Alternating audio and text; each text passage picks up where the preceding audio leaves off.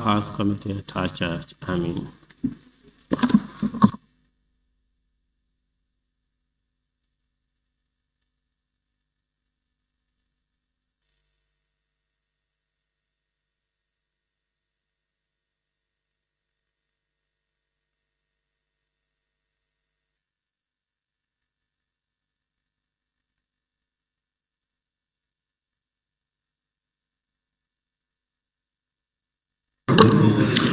Correction and approval of record of votes and proceedings of the National Assembly sitting of Monday, 24th March 2025.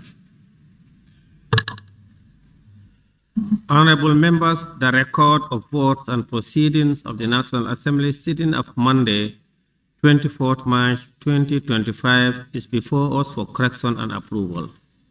Can any honorable member please move that the said record of votes and proceedings be considered and approved?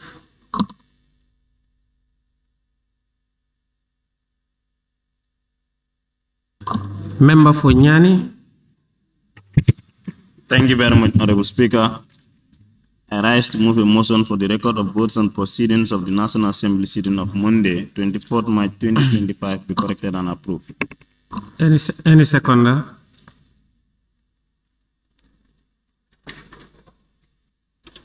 Member for Joshua. I rise on the motion. It has been moved and seconded that the record of votes and proceedings of the National Assembly sitting of Monday, 24th March 2025 be approved. Any corrections or observations from honorable members may do so through show of tags. And we'll also look at the record page by page and beginning with page 1. Honorable members, on page 1,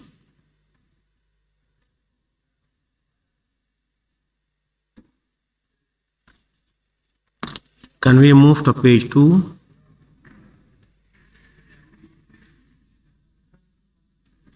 Page 3, member for Sami on page 3.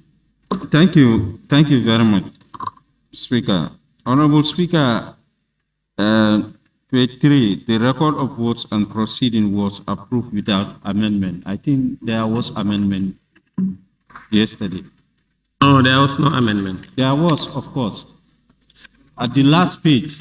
Or the 2025. Yes, it should be 2025. Was that part of the record and votes? Yes. Then we had already also put the cross, but that's not a problem. Anything on any other on page 4? Page 4. Wooly is? It will, page 4, number 3. You will see clauses 282. It's just clause 282. You've seen it. Where you, instead of clause, you have clauses on number instead 1. Of clauses 282. And when you look at wherever you have clauses and it should be only clause, you remove the S. Yes. I don't think it appears somewhere, but wherever it appears. If any order on page 5? 5. Willis? Yes, page 5, Honorable Speaker, the last paragraph on the Committee of Whole Assembly, it says at 46 minutes after 3 o'clock in the afternoon, the Honorable Speaker resolved the Assembly. I believe it must be after 12. The first time, when we finish this other one, then we resolve the Assembly into the whole.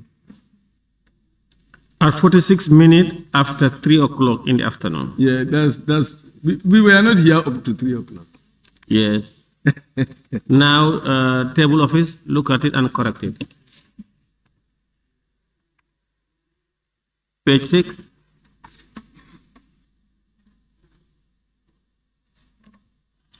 Honorable members, it has been moved and seconded that the record of votes and proceedings on page.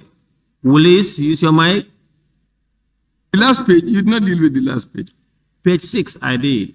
Yes. Any on page 6, if you have any, please. Yes, on the page 6, on the resumption, there is a paragraph on the second line which says Procedure Bill 2025. In the other paper, we said Procedure Bill is 2020. You've seen it?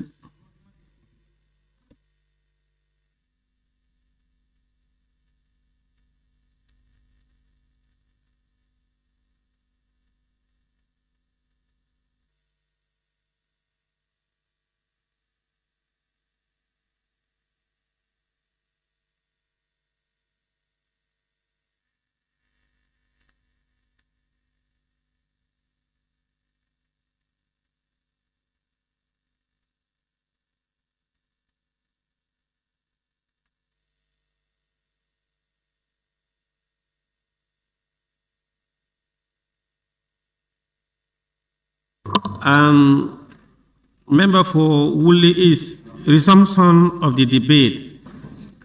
Honorable members, are you following? At the conclusion of the consideration stage, the third reading of the Criminal Procedure Bill 2025 was scheduled for Friday, 28 March. So the member for Woolly East is saying it should be 2020 draft. Sorry, 2020 bill. But what they are saying is because the consideration stage has been completed. And then what he's going to bring in is 2025 bill. That's what they say. He's not going to bring the 2020. The clean copy will be 2025 as amended. So,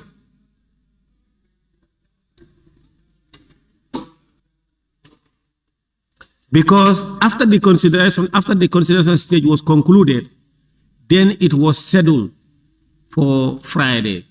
So what was scheduled for Friday is the 2025 bill. All right.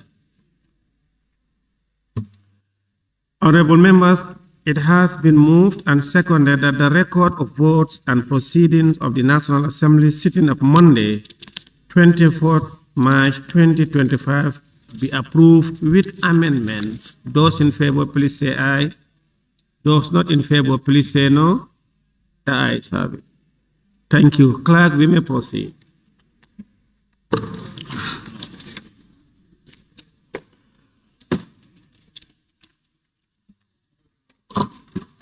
Thank you. Consideration stage. Bill. Order 72, consideration stage.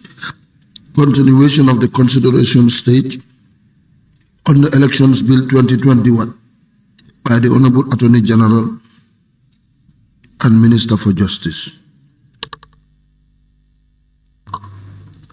Thank you. Honorable members will recall that after the second reading stage, the bill automatically stood referred to the ABC. Thereafter, the ABC scheduled the bill for the consideration stage during this ordinary session in March, precisely on Tuesday the 4th. However, the Assembly could not complete the consideration stage of the Election Bill 2021 and stopped at clause 17 of the bill during the said sitting and hence suspended the process. Therefore, the bill is appointed for a continuation on the consideration stage in accordance with Order 72. During the consideration stage, members shall have the opportunity to give detailed consideration and scrutiny to every clause and schedule in the bill. This stage also provides the first opportunity for amendments to the bill to be debated and voted on. Honorable members, please.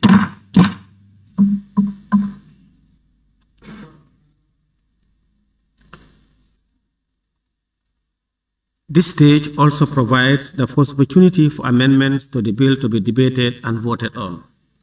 I will now therefore resolve the Assembly into Committee of the Whole Assembly to give consideration to the bill, that is the Election Bill 2021. The Assembly now resolves into the Committee of the Whole Assembly.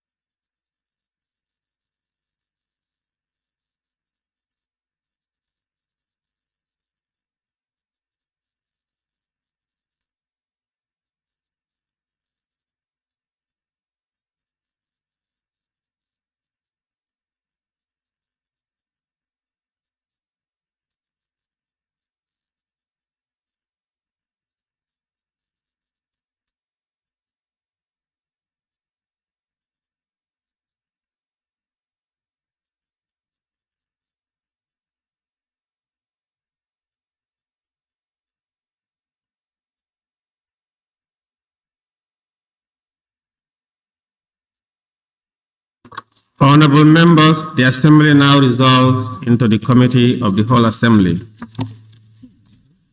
The Assembly will now go into the Committee of the Whole Assembly to consider the Election Bill 2021 clause by clause. We will be guided by Order 72 of the Standing Orders during the consideration stage.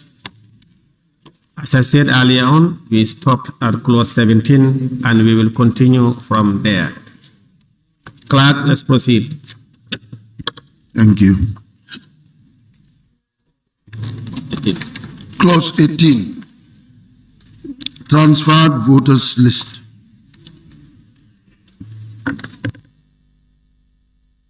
Clause 18.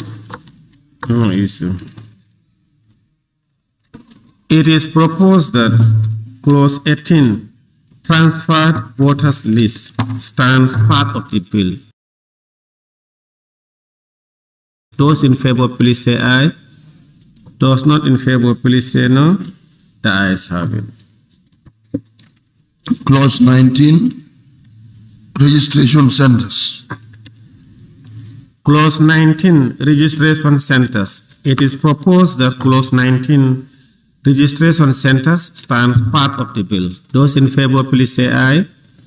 Those not in favor, please say no. The ayes have it. Clause 20. Notice to claimants for registration. Clause 20, notice to claimants for registration. It is proposed that clause 20, notice to claimants for registration, stands part of the bill. Those in favor, please say aye. Those not in favor, please say no.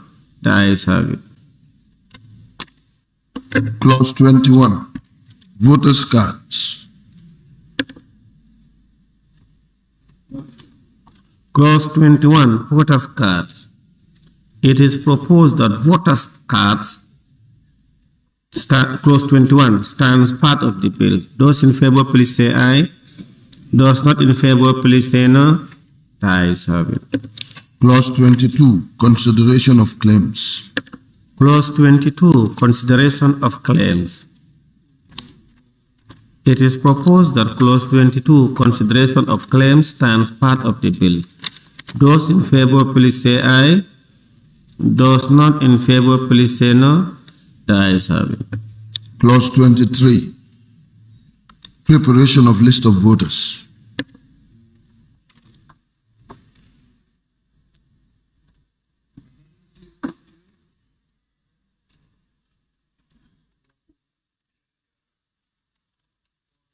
I don't know, maybe, I don't know. Yeah, but I don't know this thing.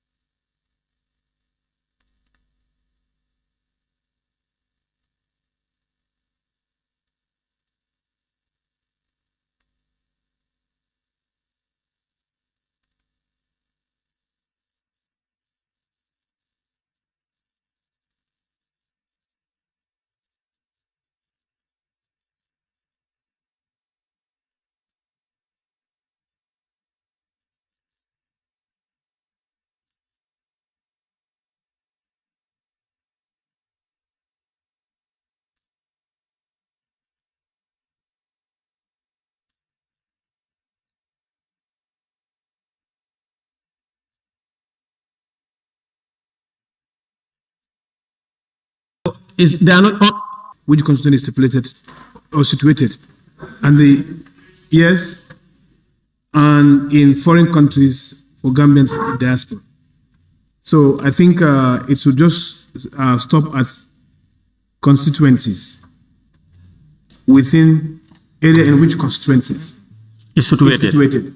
Yes. Yeah, full stop. Then the remaining line goes on. I follow you. Yes.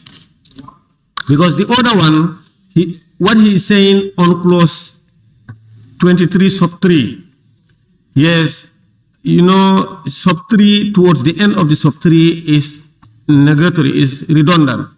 So what he's saying is to read, the commission shall cause the list of voters for each constituency to be published for at least 10 days in the administrative area in which the constituency is situated. Full stop. That's what he's proposing.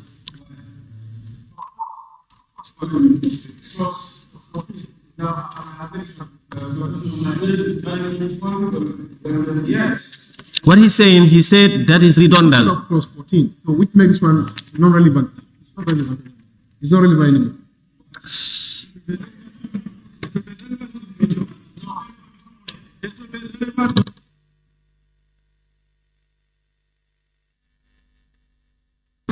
Order, honorable members. So that is the proposal for amendment. It is proposed that clause 23, preparation of list of voters as amended, stands part of the bill. Those in favor, please say aye. Those not in favor, please say no. The ayes have it. Yes, there is division. Don't speak. Now, those honorable members, those in favor of the amendment,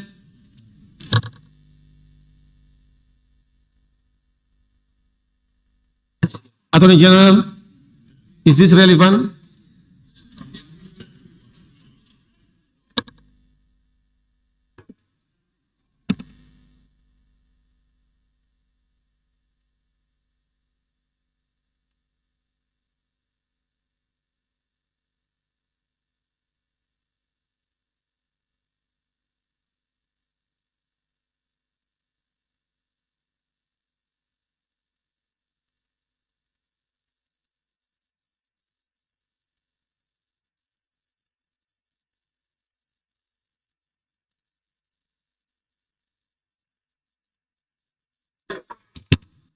Honorable Chairman,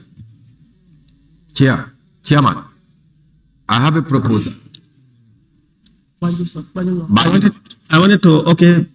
Yes, I just have a proposal. That is On 23, 23 subsection 3. Can we sell this until we are done with the consideration? We have voted already on it, so we just. That is. Yeah, we are going to. We have voted. We are going to this thing. Yep. Yes, there is a division already. No, I want us to sell this at Attorney the General. end of the consideration so that we can apply for the order. Because what is going to happen? Let's just deal with it because we may have certain provision in ahead of our yes. So we just address it once and for all.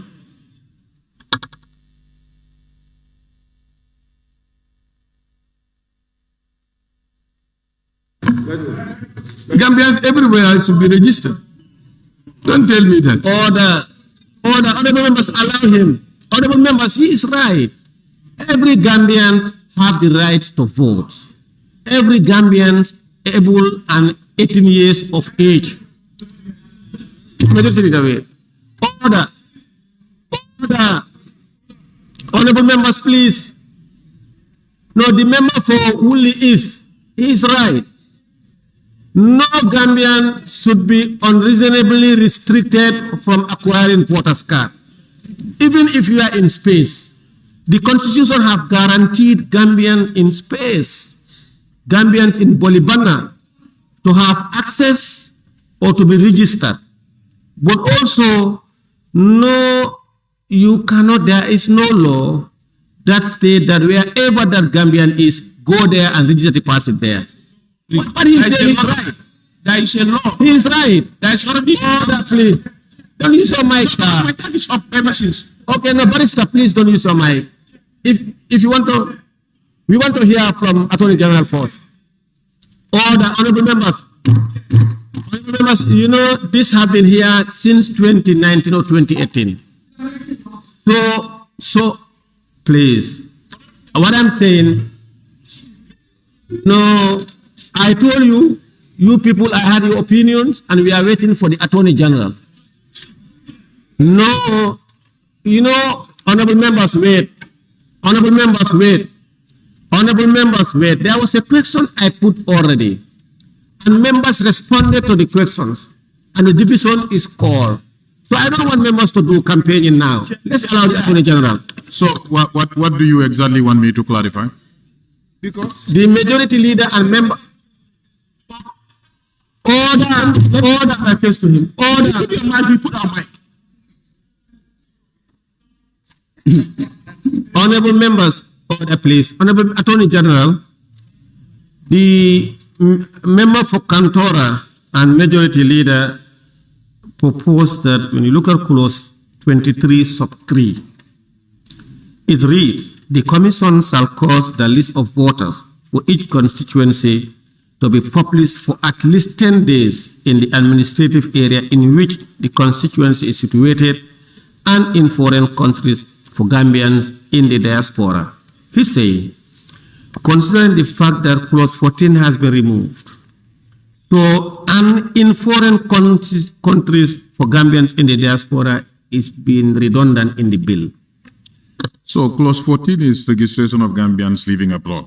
If that is removed from the bill, of course, it renders this extra provision because this is meant after registration is done, the display of voter list.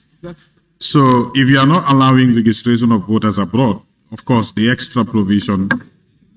Yeah. Now, honorable members, order. Yeah. Order. Honorable members, order. Order, honorable members. Yeah, please. Now, those in favor of the Yeah, we want to honorable members, wait, please. we want to respond to Honorable Minister before you put it on the floor. Listen to people. We have to respond to honorable members. This is a question. Respond to Honorable Order. Minister. Honorable members, please. Member for Kiang West, Latikunda, please don't do that. But you need to hear us. Please put up your mic. Don't do that. But you need to hear us. Honorable member for, no, let me say something. Honorable member for Kiang West. You know, honorable members, order.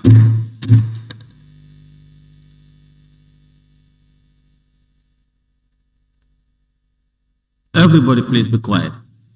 Honorable members, it is not appropriate for member to, at any given time, put on your mic and say sometimes very inappropriate language to the chair or the speaker. It's not correct.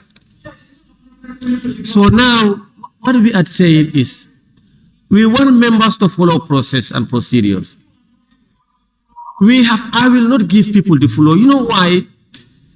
We have voted and division has been called. The procedure is those in favor of the amendment, please raise your hand. Those in favor of the amendment, please, as proposed by the majority leader and member for Cantora, because clause 14, according to him, was removed, raise your hand. Those, yes. Yes, those in favor, raise your hand.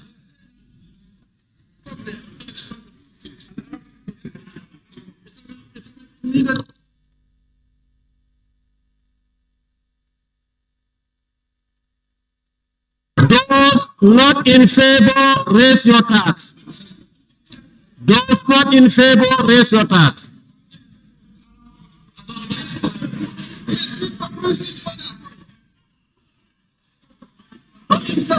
Nyata. Those abstaining, raise your tax. Those abstaining, raise your tax. Those abstaining, raise your tax. This bill has been here from 2019. Let's respond to the minister, please. Chair.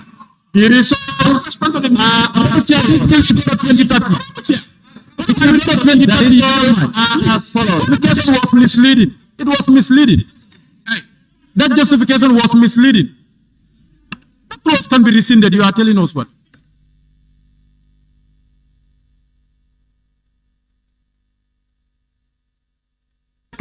The results. No, Chair. Ayes 25, noes 16, abstention 3. The ayes have it. Yeah, we want to punishment. Hey, what? Chairperson. Clerk, let's Can you repeat the results? Can you repeat No, it? we speak. Repeat the results. We are going to speak, please. Please. Clerk, let's pause. No, you see, honorable members, you have to be fair to the chair. Honorable members, wait. You are making it very difficult for yourself. This is everybody must participate.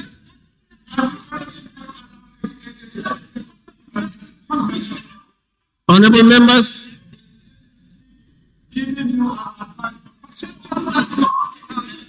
Honorable members, let's proceed.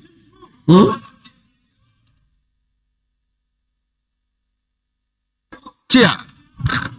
You cannot allow a stranger to speak and deny members. You are elected to represent. Speak. We will participate then if the highest advocate, that's their business. I move a motion for us to go.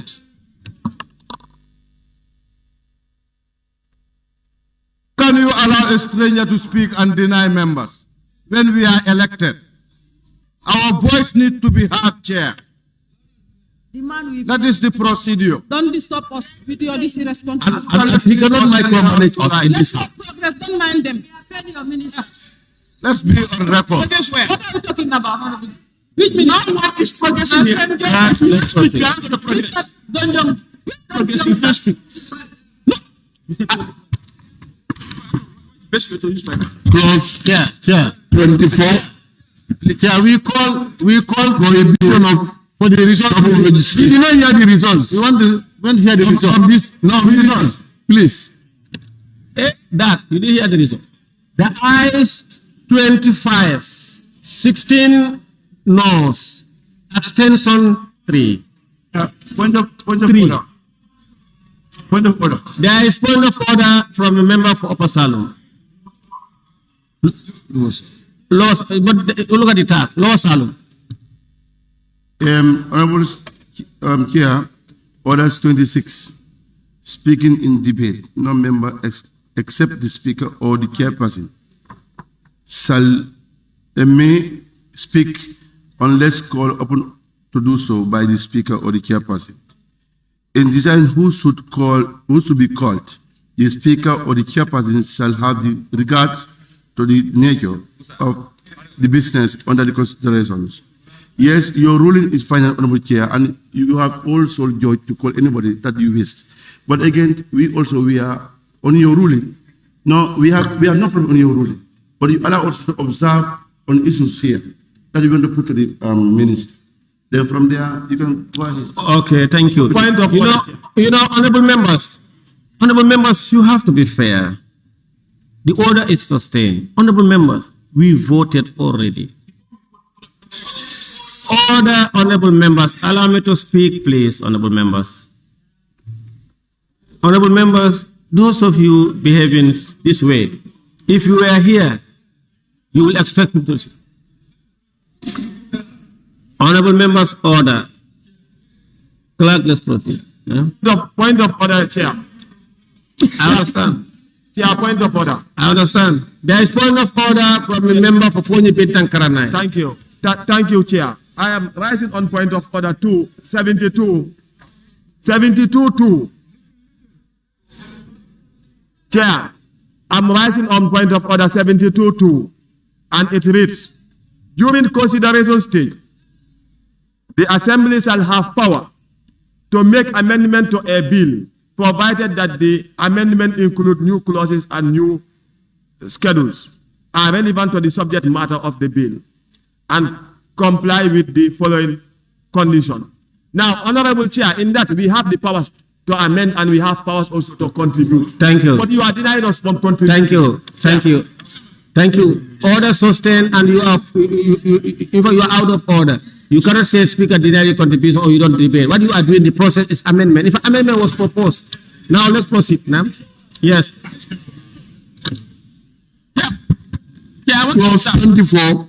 Before 24, I want to observe. Prohibition of The double registration. Bring an amendment. People Clause 24. Chair. Tony, we are not progressing. If Chair. Chair. I will play free way. Provision 24. Chair. Clause 24. Do you have anything on 24? Chair, observation. Okay, the member for Cantora and Majority Leader said he have something observation on clause 24. Chair, on clause 24, provision of double registration. A person shall not be entitled to be registered as a voter in more than one constituency. So it should stop there. Or foreign country at any time, at any one time. So should really go off. So stop at constituency. No. That's why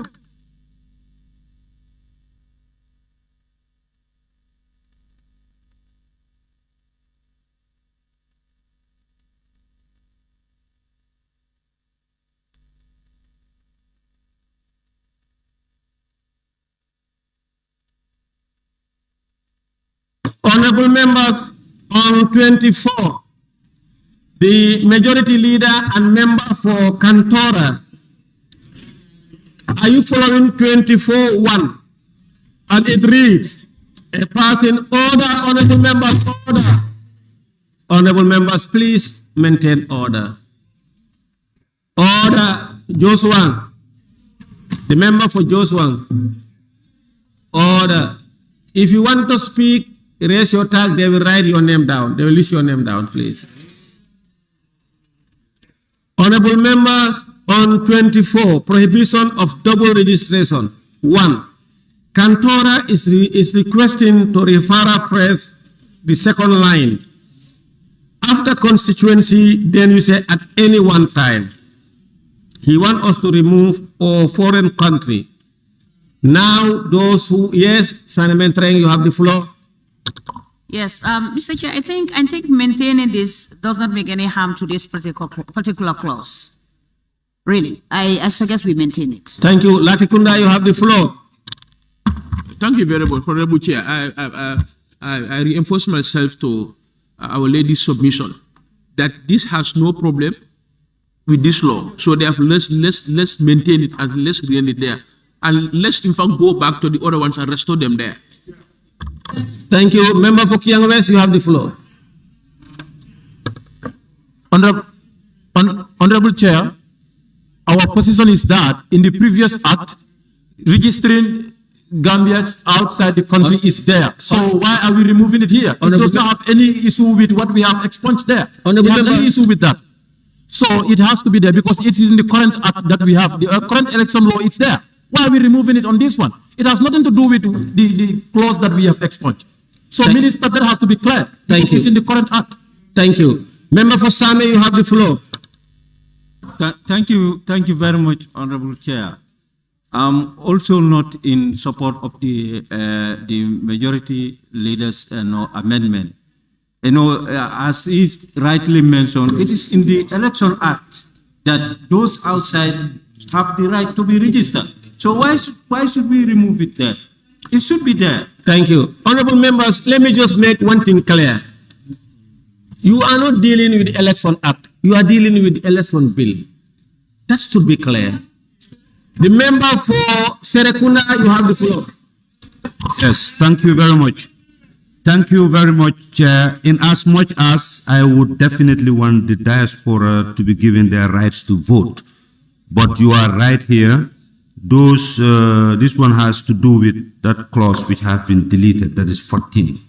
So in order not to engage in a futile exercise, let's just accept it. Thank you.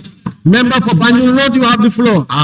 Honorable Chair, for me, my intervention will be like you mentioned that where is the law that says that we should register Gambians that are outside the country? And No, don't say.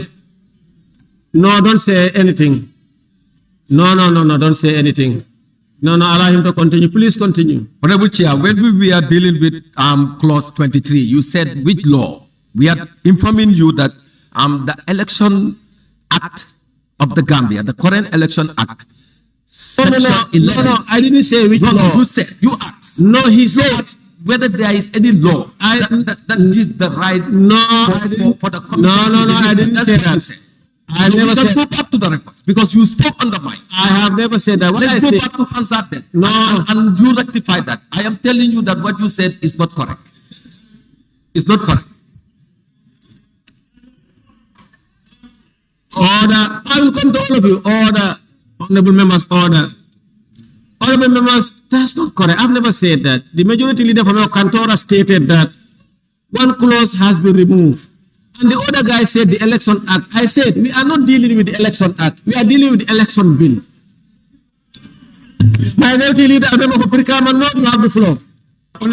Honorable Chair, the submission by the majority leader that any provision dealing with diaspora voting registration will sound redundant because clause 14 had been deleted.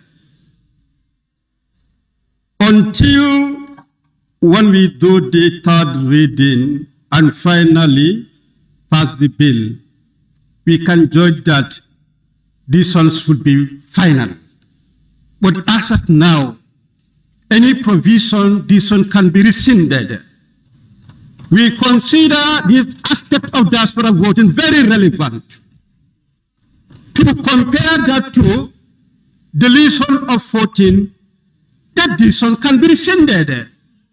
As long as we believe that it is relevant for diaspora to vote, let's consider that it is their entitlement to be registered wherever they are. That's my submission.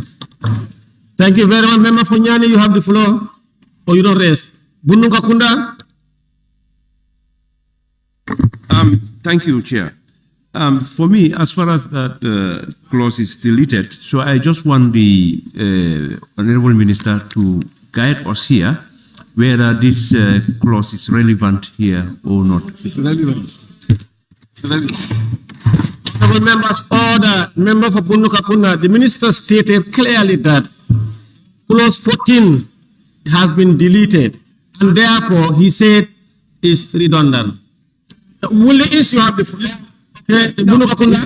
I think this one is talking about the registration of people in a particular constituency. You shouldn't be registered in two different constituencies. So now, by having the foreign, where is it? Yes, foreign countries. He said it's redundant. So whether it is relevant here or not. He said as far as clause 14 he said it's not relevant. No, that's what the minister said. Now, will the issue have the floor? Yes, thank you, Chair. Chair, the Constitution is empowering everybody to be registered when you are 18 and above. That's what the Constitution is saying. Now, we are coming up with this new bill because we want to cater for everybody, because the old one is not catering for everybody. And it is in the objective, it's saying this bill has taken cognizance of the fact that that electoral laws must conform to the needs and aspirations of the electors in a truly democratic society for the full participation of all eligible citizens through casting of votes. Gambians outside are citizens, and the Constitution is saying all of them have a right to participate in the political life of their country. So to remove foreign country, you are deliberately removing Gambians who are outside there, who has legitimate reason to participate in our elections. So I believe that we should maintain this, and we should continue to maintain anything that will help them to continue to participate in the elections of our country. Thank you. Order, honorable members, order. Honorable members, order. Yeah, we'll continue from there. You know what I told the member for Wuli is earlier on? Maybe that's what I said. The law, the constitutional provisions that empowers or that allow the registrations or acquiring of voters card by every citizen age 18 and above. It's there. It has given us an inalienable rights. And whether you are in Helsinki, or you are in Hawaii, or Cape Town, or Sydney, or you are in space, you have that right. You can only be denied with reasonable restriction in the case if you are in prison at the time of registration.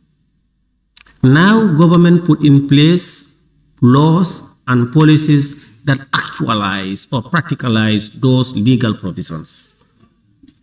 When you are actualizing those legal provisions, the one sitting down in his bedroom in Chairman Nyanaja and Bolibana, or if the one is in space order, can that person, because he has right to be registered and to be voted, government should go and meet him in space or in his house in Bolibana or in Nyanaja or in Hawaii to vote? No.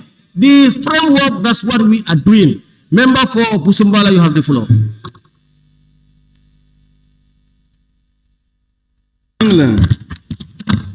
I support the position of Honorable Woolley West, Woolley East.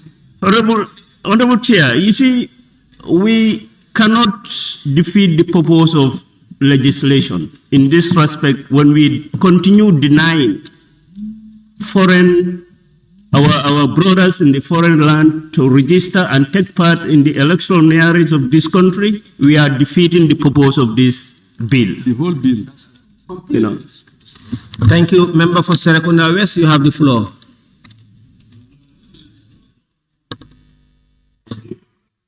Member for Bakau, you have the floor. Thank you very much, Honorable Speaker. Honorable Speaker. I don't want to miss anyone. I'm coming this way. Honorable Speaker, we are all aware that the Constitution is the supreme law of the Gambia that gives all Gambians to vote, whether you are within the country or outside the country. So, deleting the right of the diasporans to vote, we don't need to delete this clause, because when we delete it, it means the decision taken by the National Assembly can be rescinded. Bakau, can I ask you a question? Sorry? Can I ask you a question? Yes. Go ahead. I don't think I'm here to answer. Okay, go ahead. Thank you. Are you done? Honorable members, the Constitution stated clearly, every Gambian have the, I'm coming this way, every Gambian have the right to vote and be voted. Order, honorable, no, I say I'm coming this way.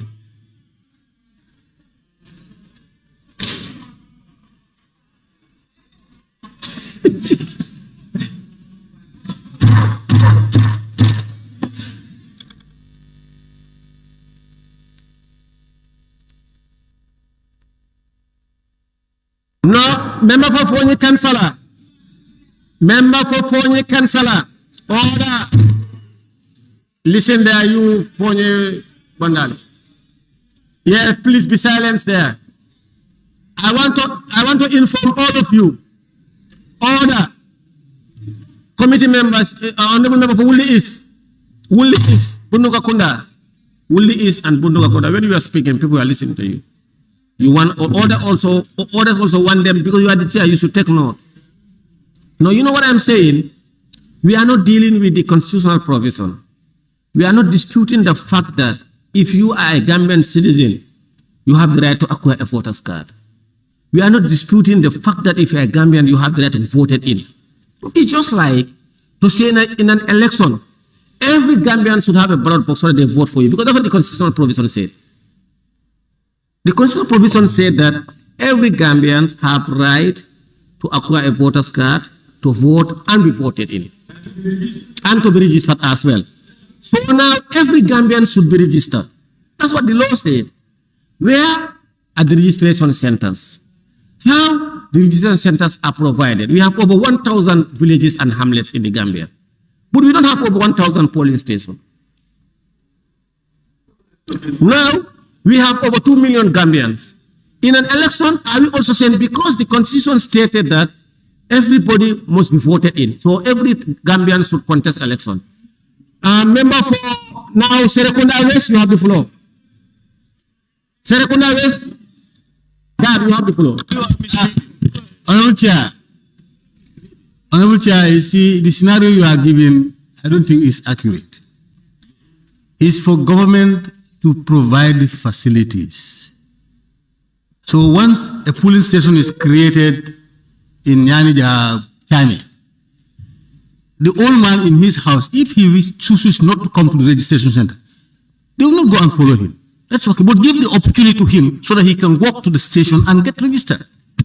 That's all what we want. So, and secondly, these things are relevant. If you go by the Supreme Court interpretation, the case Biwidabo against them, the Supreme Court has interpreted that they have the right and the IEC should go and register them there. So why are we floating that judgment? Why? Why are we doing it? We should order, allow him to speak, please. You will have the opportunity to respond. Honorable members, order. No, I'll come to you. Wait. order. I'm not giving the floor, Honorable Balo. You are not giving the floor. Point of order. There is a point of order. Honorable members, the member for Serekunda West made a very important submission and his opinion on that. If you disagree, when you have the opportunity, disagree with him respectfully. He talks about a judgment. If you go to any court, the court will interpret that every Gambian has the right to acquire a voter's card and be voted. But whether in the judgment has stated that where they are, let them go there and register them there. That is not in the judgment. It is not there. No court, no judge will rule that every Gambian should be made where he is to be registered. No. What the court will say that every Gambian has the right, and they will agree with the complainants that they have the right. Honorable Chairman, as a voter. Honorable Chairman, there is a point of order. Honorable Chairman, nominated member, can you stop defending nominated order? Stop defending them. No. Honorable Speaker, can we be misleading judgment? We are misleading order. That's not what the Supreme Court said. Order. There is point of order by a nominated member Fatu K. Jawara. Honorable Speaker, I'm rising on order 20. Responsibility of the Speaker for order. Honorable Speaker, in the Assembly and the chairperson in any committee shall be responsible for the observation of the rules of order in the Assembly and committee respectively, and in his or her decision upon any point of order shall not be open to appeal and shall not be reviewed by the Assembly except on a substantive motion made after notice. Honorable Speaker, we already took a vote in this matter, and I think it should not be on. Please allow me to come. Be civil. Honorable members, be civil. Honorable, thank you for the point of order. Honorable Speaker, can I be protected? I want to exhaust this point. Yes, you will come to debate. Thank you. Thank you. Honorable Speaker, can you protect me? I'm on the floor. Yes, thank you. Now, thank you for your point of order. I heard you. I'm not done, Honorable Speaker. No. When you want to debate, I'll come to you. No, Honorable Speaker, I think you should moderate this session. I know by now what's on Gambia is on alert. That's why some of them cannot stop what they are doing. Thank you.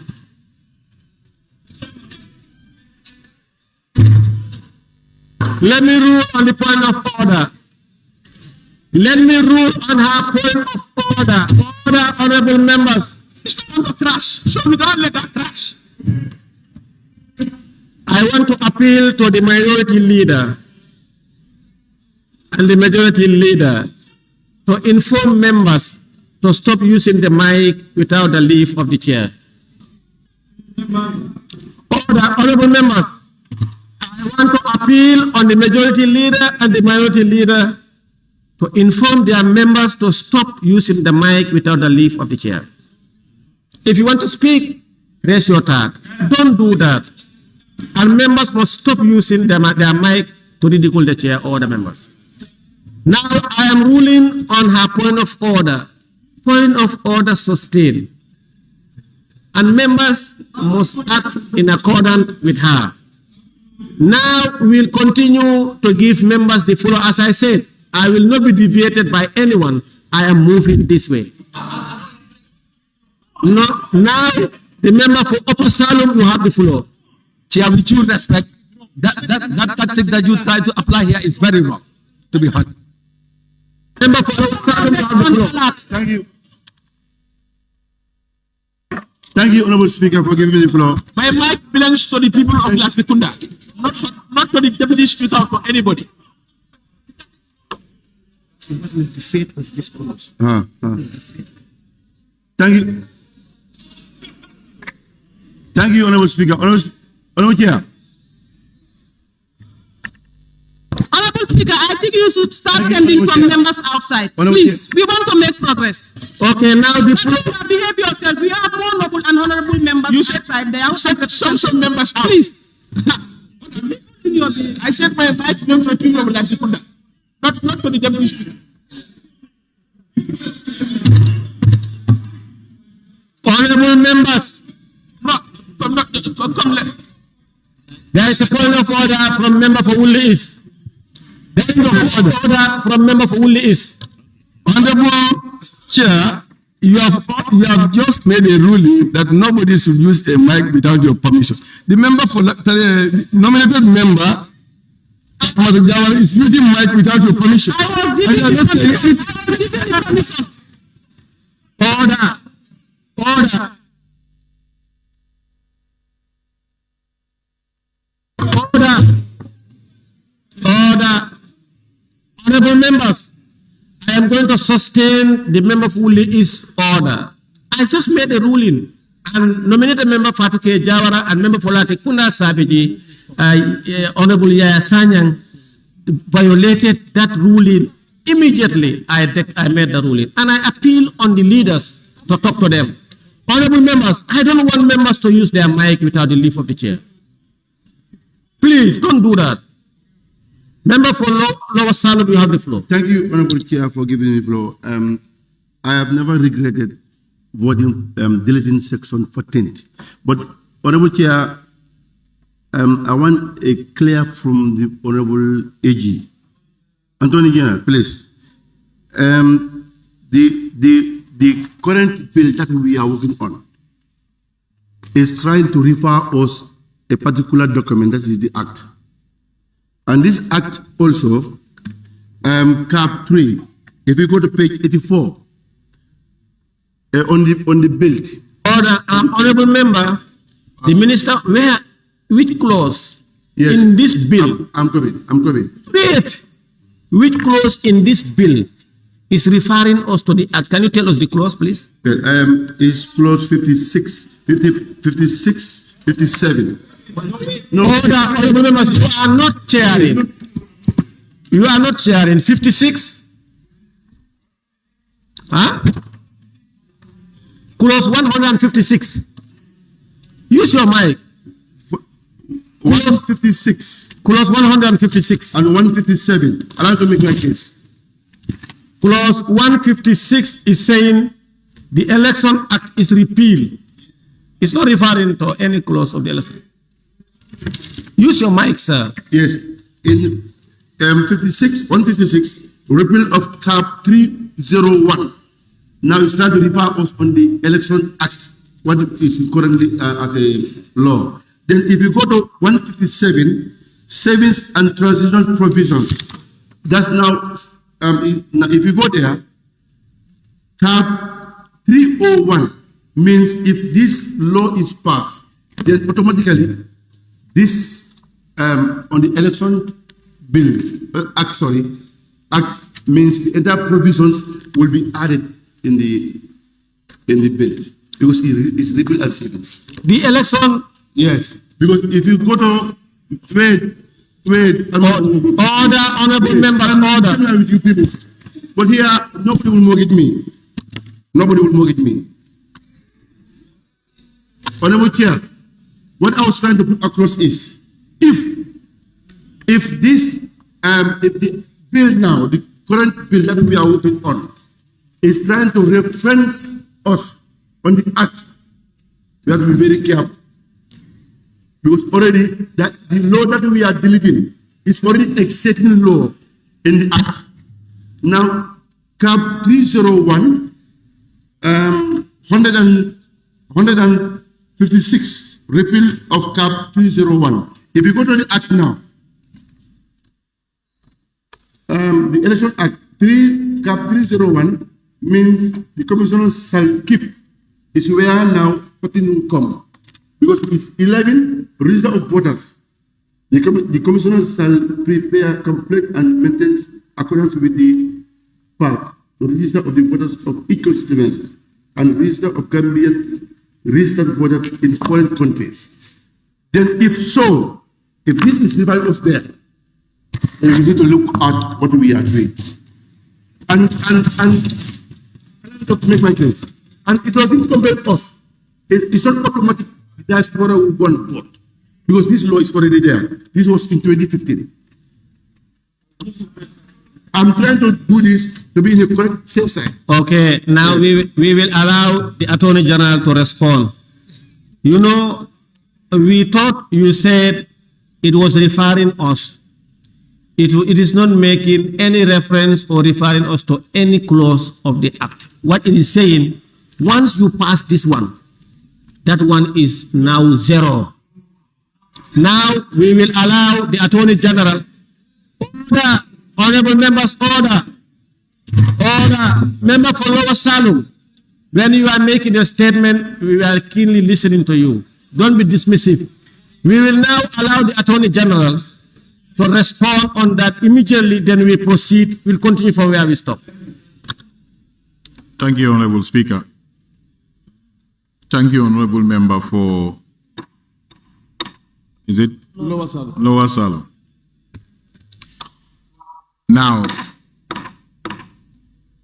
the cross-referencing you did, I need to clarify that. So Section 57 is the savings and the transitional provisions. And the transition here we're talking about is if one legislation is phasing out and a new one is coming in, how do you govern the relationship within that transition? One is being phased out and a new one is coming in. So to avoid creating legislative gaps, usually new legislations will have these savings transitional provisions. This particular one here is trying to save certain things from the old legislation that will be deemed to continue into the new one.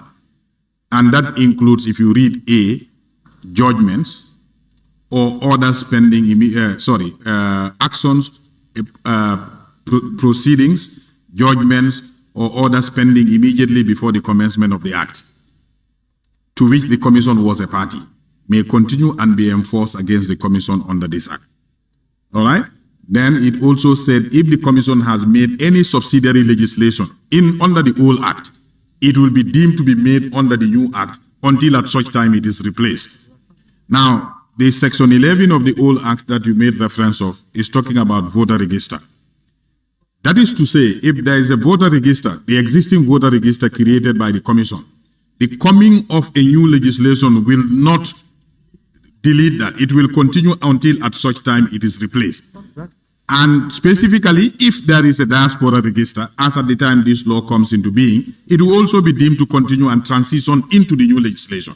That's all that this transitional provision is saying. Honorable members, order. Lower Salom, you remember there was this provision that seek to delete the voters' cards. And we said no. And what minister is saying, those voters' cards now, by passing this and repealing that act, is telling you the voters' cards are still valid. Yes, Lower Salom? Yeah. Here in what the minister said, I'm not convinced. If you go to clause 157, savings and transitional provisions, he said, withstanding the repeal of this act, an action, or proceedings of judgment, or proceeding or judgment, or an order pending immediate before the commencement of this. Already, there is a judgment, Honorable Chief. The judgment? Yes. On this clause that we are doing. If you go to section 127 of the Constitutional, the 1997 Constitution, it's where it gives you the mandate of the Supreme Court, and it's a law. The judge, what is the judgment? It's there. That judgment, Honorable Speaker. You know, I know there was a judgment. Yes. Bibidabo and Co. Yes. The judgment, they seek the Supreme Court to interpret the 1997 and also this act. And and in that judgment, they agree that every Gambian has the right or reserve the right to be registered in accordance with the law. No, please. Stop. Yeah, I'm coming. Whether it's, honorable members, please. Every Gambian, honorable members, You see, let us be fair to ourselves. Every Gambian, inside, outside, up, in space, you have the right to be registered. No, I am not talking about honorable members. Deputy Majority Leader, don't do that. Deputy Majority Leader, allow me to deal with it. Honorable members, you see a Gambian, the Supreme Court, the Supreme Court stated that clearly, inside the Gambia, outside the Gambia. From Koina to Kato, our jurisdiction, the waters, the airspace jurisdiction of the Gambia is referred to as inside the Gambia. Outside the Gambia, if you are from the jurisdiction of Senegal, from both sides, both within their air and also their sea and space. If you are a Gambian in the diaspora, you are outside the Gambia. If you are a Gambian in space, you are outside the Gambia. Now you see, no, honorable members, you see, when we are speaking, I never disrupt. I will come to you. The law, what the judgment stated clearly, every Gambian, inside or outside, we will allow the Attorney General to read the judgment. Honorable members, Lower Salum, Upper Salum, Nyamina Dankunku, let's allow the Attorney General to, no, the Attorney General will read the judgment to you. If you are a Gambian, you are outside the Gambia, no, let him read it. And the holding of the Supreme Court in the Bakari Bunja Dabo and Attorney General and others case, I'll just quote you the holding itself, which is the crux of the debate that is going on.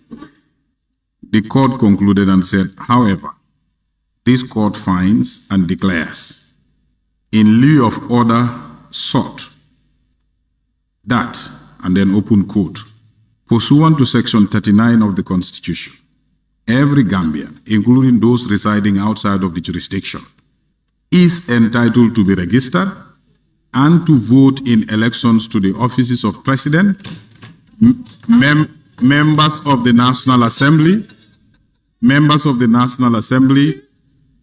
for local government offices and traditional rulers, as well as in referenda, end of quote. Indeed, the second defendant has accepted responsibility for ensuring that the provisions of Section 39 of the Constitution are adhered to and its obligations under Section 11 of the Elections Act Cap 301 are complied with. Consequently, the reliefs sought by the plaintiffs in their writ of summons under paragraph A and B are denied. That sought under C is partially granted by striking out the severings of Section 17(1)(e) of the Elections Amendment Act 2015. And in lieu of the order of mandamus sought under paragraph D, this court substitute the findings and declarations made under paragraph 3 of the judgment delivered on the 27th of January 2021, referred earlier to judgment. So this is so honorable members, one second. Honorable members, member for Lower Salud. You know, there was a member here, there was a member earlier on who stated that the judgment said they should go and register them. No judgment had ever said that. So General, go ahead. I have stated in order. Sorry. General, okay. You will come. Honorable members, there is no judgment, and there will be no judgment that will say that IEC must go admit passing rights and register it. Hold on, let me just make it. No. Chala, can I come in? Yeah. Chala, let me come in, please. Let me get the context clear. Let me make the context. Sorry. Now, let's listen to Attorney General. Chairman, let me one. Sorry. Sorry. Let me make one clarification. I mean, the court did not specifically order, but that doesn't mean you have to balance things. We have to be very fair.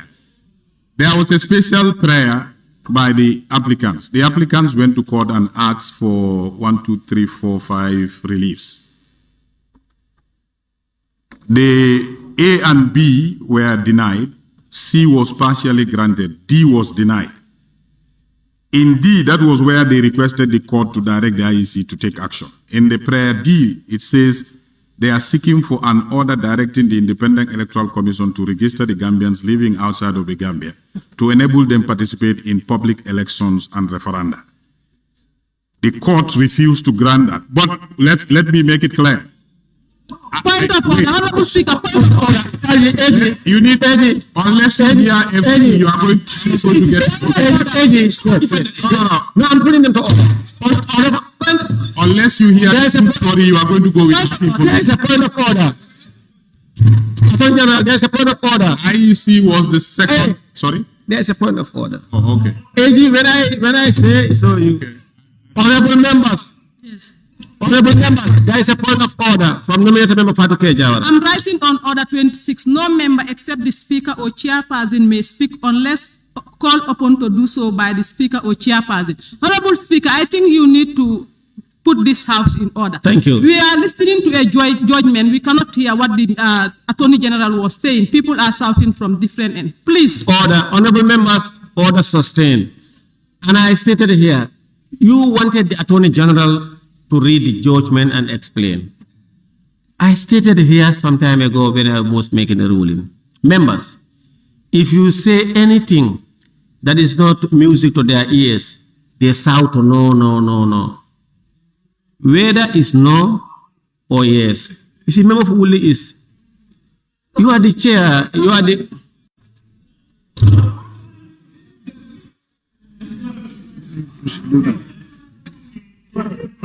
Honor.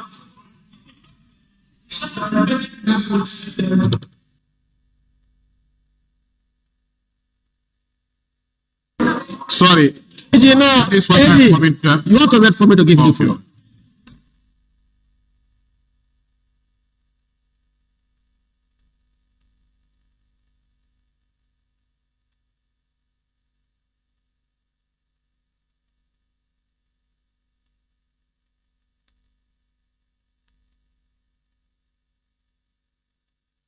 I am waiting for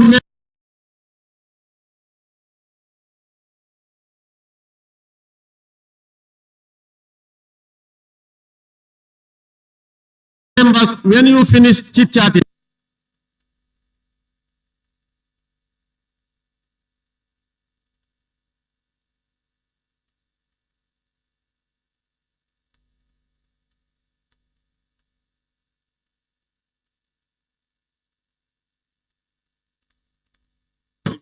Honorable members, honorable members, honorable members, honorable members, maybe what we are going to do, if members don't want us to continue, we'll just suspend the house. Honorable Minister, Honorable Minister, Honorable Minister. No, I come to you. I don't. Honorable members.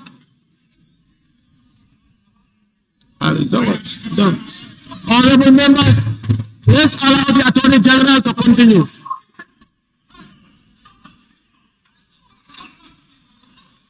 Please.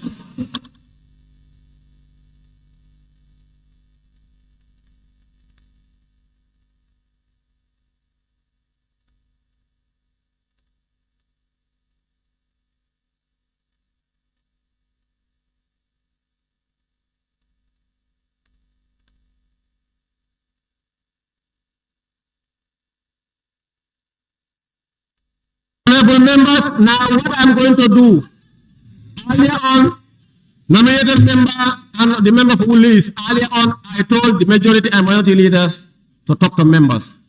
I'm going to enforce the standing orders on members. I'm going to do that. If any member have a question, I said now, I'm giving everybody. The last clause, members complained, I have not given members the opportunity. And this clause, I said, I will give every member the opportunity. And when you have this floor, you spoke, people were listening. Others, when they are speaking, you shout, you go ballistic. That should not be honorable members in this chamber. I am going to give each member the opportunity to make your point out. And if any member now continue to use his or her mic or disrupting, I will enforce the standing orders on that member. Even if you don't want us, even if proceedings will stop, I will do that. I am going to do that. 8, get me the relevant standing orders and let me get ready. Every member who wants to speak, I will give you the opportunity. If you use your mic and you shout, I will use the standing orders against you. Now we'll allow the Attorney General to make a statement. So I think you, like I was saying. I said earlier on, I am going this way. And then the next one, I will go this way. Honorable Speaker, Chair, I started explaining when the judgment when people, when the debate interrupted. It's good you get the full picture so that you get a complete information. IEC was the second defendant in this suit. The first defendant was the Attorney General. IEC went to court, and the laws that allows Gambians living in and outside of the Gambia the right to vote is already in the laws. IEC conceded on those points, and the court recognized IEC's position for conceding. This is how the court puts it.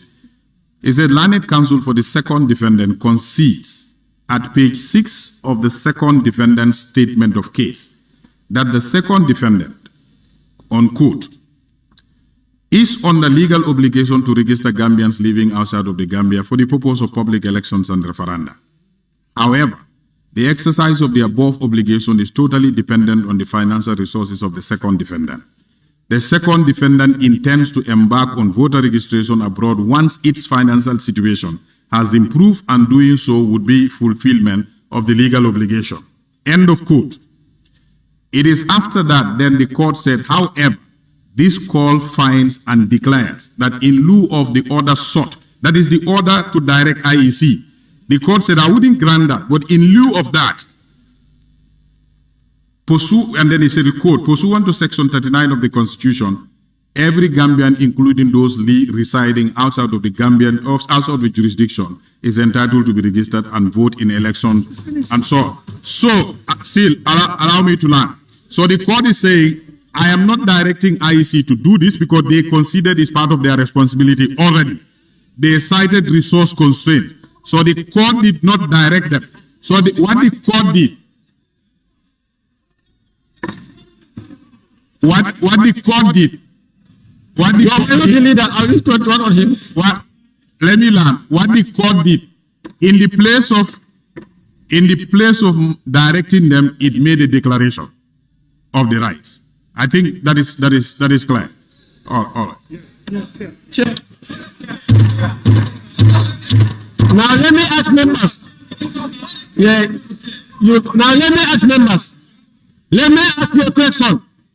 You know, there was this claim that members needed to contribute, and we started going round. The Attorney General came in. Do you want us to continue going round, or we suspend that? Okay. Now, Lower Salem continue. Yes. We will come back on the Attorney General this thing. Yes. Yes. Chair.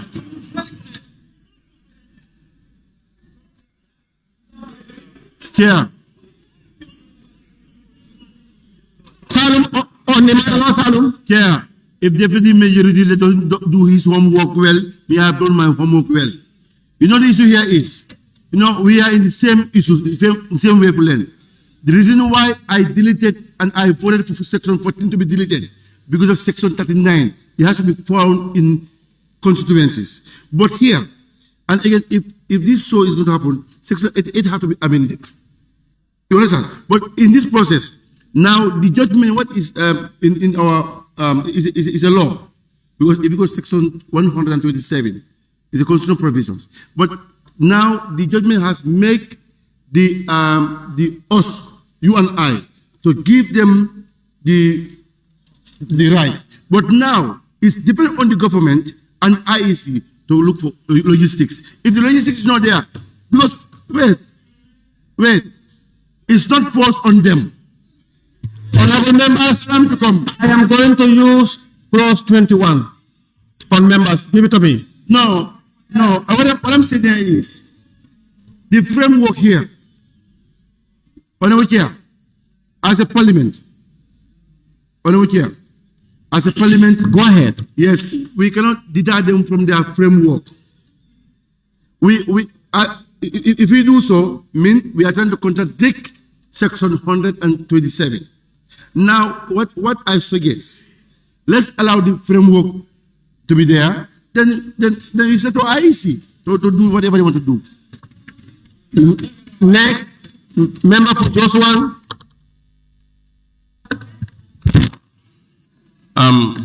Thank you very much, Chair.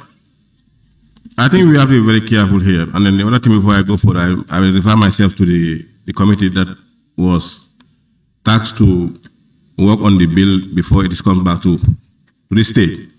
Whether IEC was part of your this thing, how to call it, that you consulted. And what was their take on this? Because I mean it's a bit confusion here. There was a judgment that was being given out. There was a ruling, and the minister is saying he read that ruling based on A, B, C, and D, and IEC also had the responsibility in that ruling. During your engagement, was IEC invited? And what was their take? What was their response on this? Because it's very confusing here, and then we have to be very careful.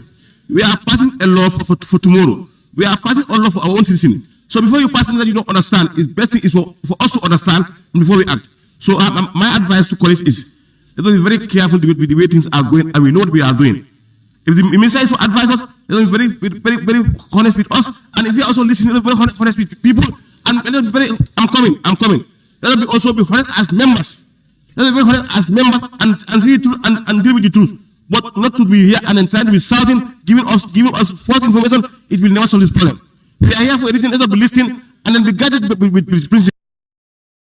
Thank you. Now, I will go to next, but what I'm going to do is, he posed a question. Wait. I told members I'm going to use 21. Even if we have to stop proceeding, I will do that. I don't want anyone. Member for Fonyi Councillor, last warning. I stated it here. I don't use your mic. I don't want members to be sitting in their seat and shouting other members, calling their names and making statements. No, please, Chair. I am going to use 21. Don't use your mic. I'm going to use 21 on members, and even if it is have to us to stop proceeding, we will do that. Now, he asked question to the chair. I will ask the chair only to respond on that, and we'll continue from Janyamure. Thank you, Chair. The member is asking what the position of the IEC. On that, yes. Yes, during our consultation with them. We've done all these things with the IEC. And this, in fact, the bill emanates from the IEC before it gets to the Ministry of Justice. And then the IEC is saying they are ready to go and conduct elections across the world. And the IEC has done their study. They went to Cape Verde, they went to Guinea-Bissau, they went to Senegal and many places, and they studied how to do it. They are very much ready to do this. All they are saying is that only one issue stopped them, and that is the marble and then the paper ballot.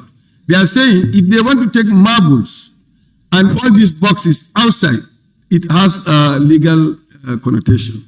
But what legal challenges? Legal. But if it is paper ballot, it's 21 only. If it is paper ballot, it will be very easy for them to conduct this thing outside.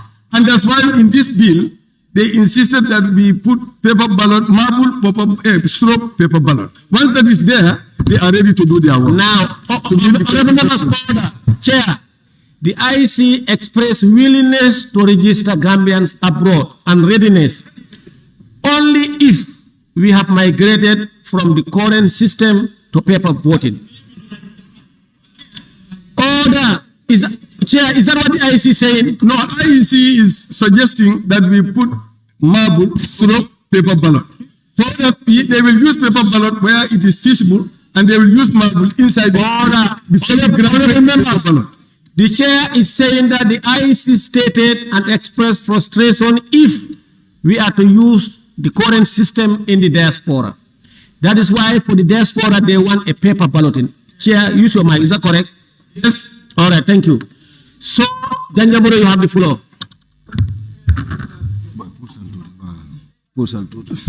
Thank you very much, Chair. Without paper, they cannot do it. Yes, please go ahead, Janjaburo. Chair, I think it's important that we put the record straight, more especially around procedures.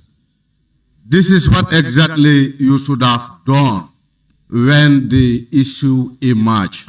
And we are here, it seems you have contradicted yourself and contradicted the whole House on the basis of your ruling. Just wait, let me come, Chair. You gave me the floor. Janjamure, wait. Don't do that. Don't go there. Janjamure, it's false. Chair. Janjamure, wait. That's not accurate. Please don't make that irresponsible statement. I haven't contradicted myself or Parliament on any provision. You are given the floor to make your contribution on that. And please restrict yourself to disclose. Thank you.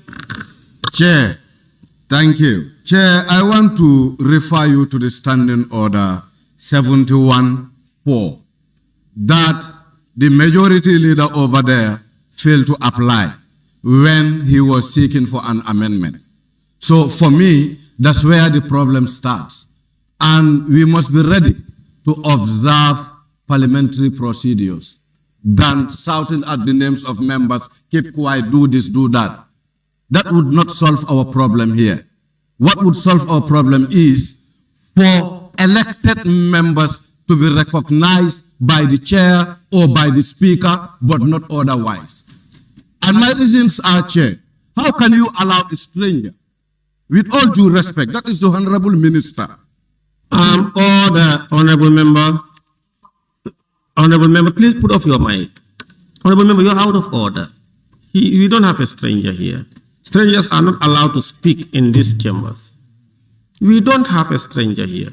The Honorable Attorney General and Minister for Justice, in accordance with the law, he is not a stranger to this chamber. You cannot do that. He's not a stranger. You are out of order. Proceed. Chair, let me put it right.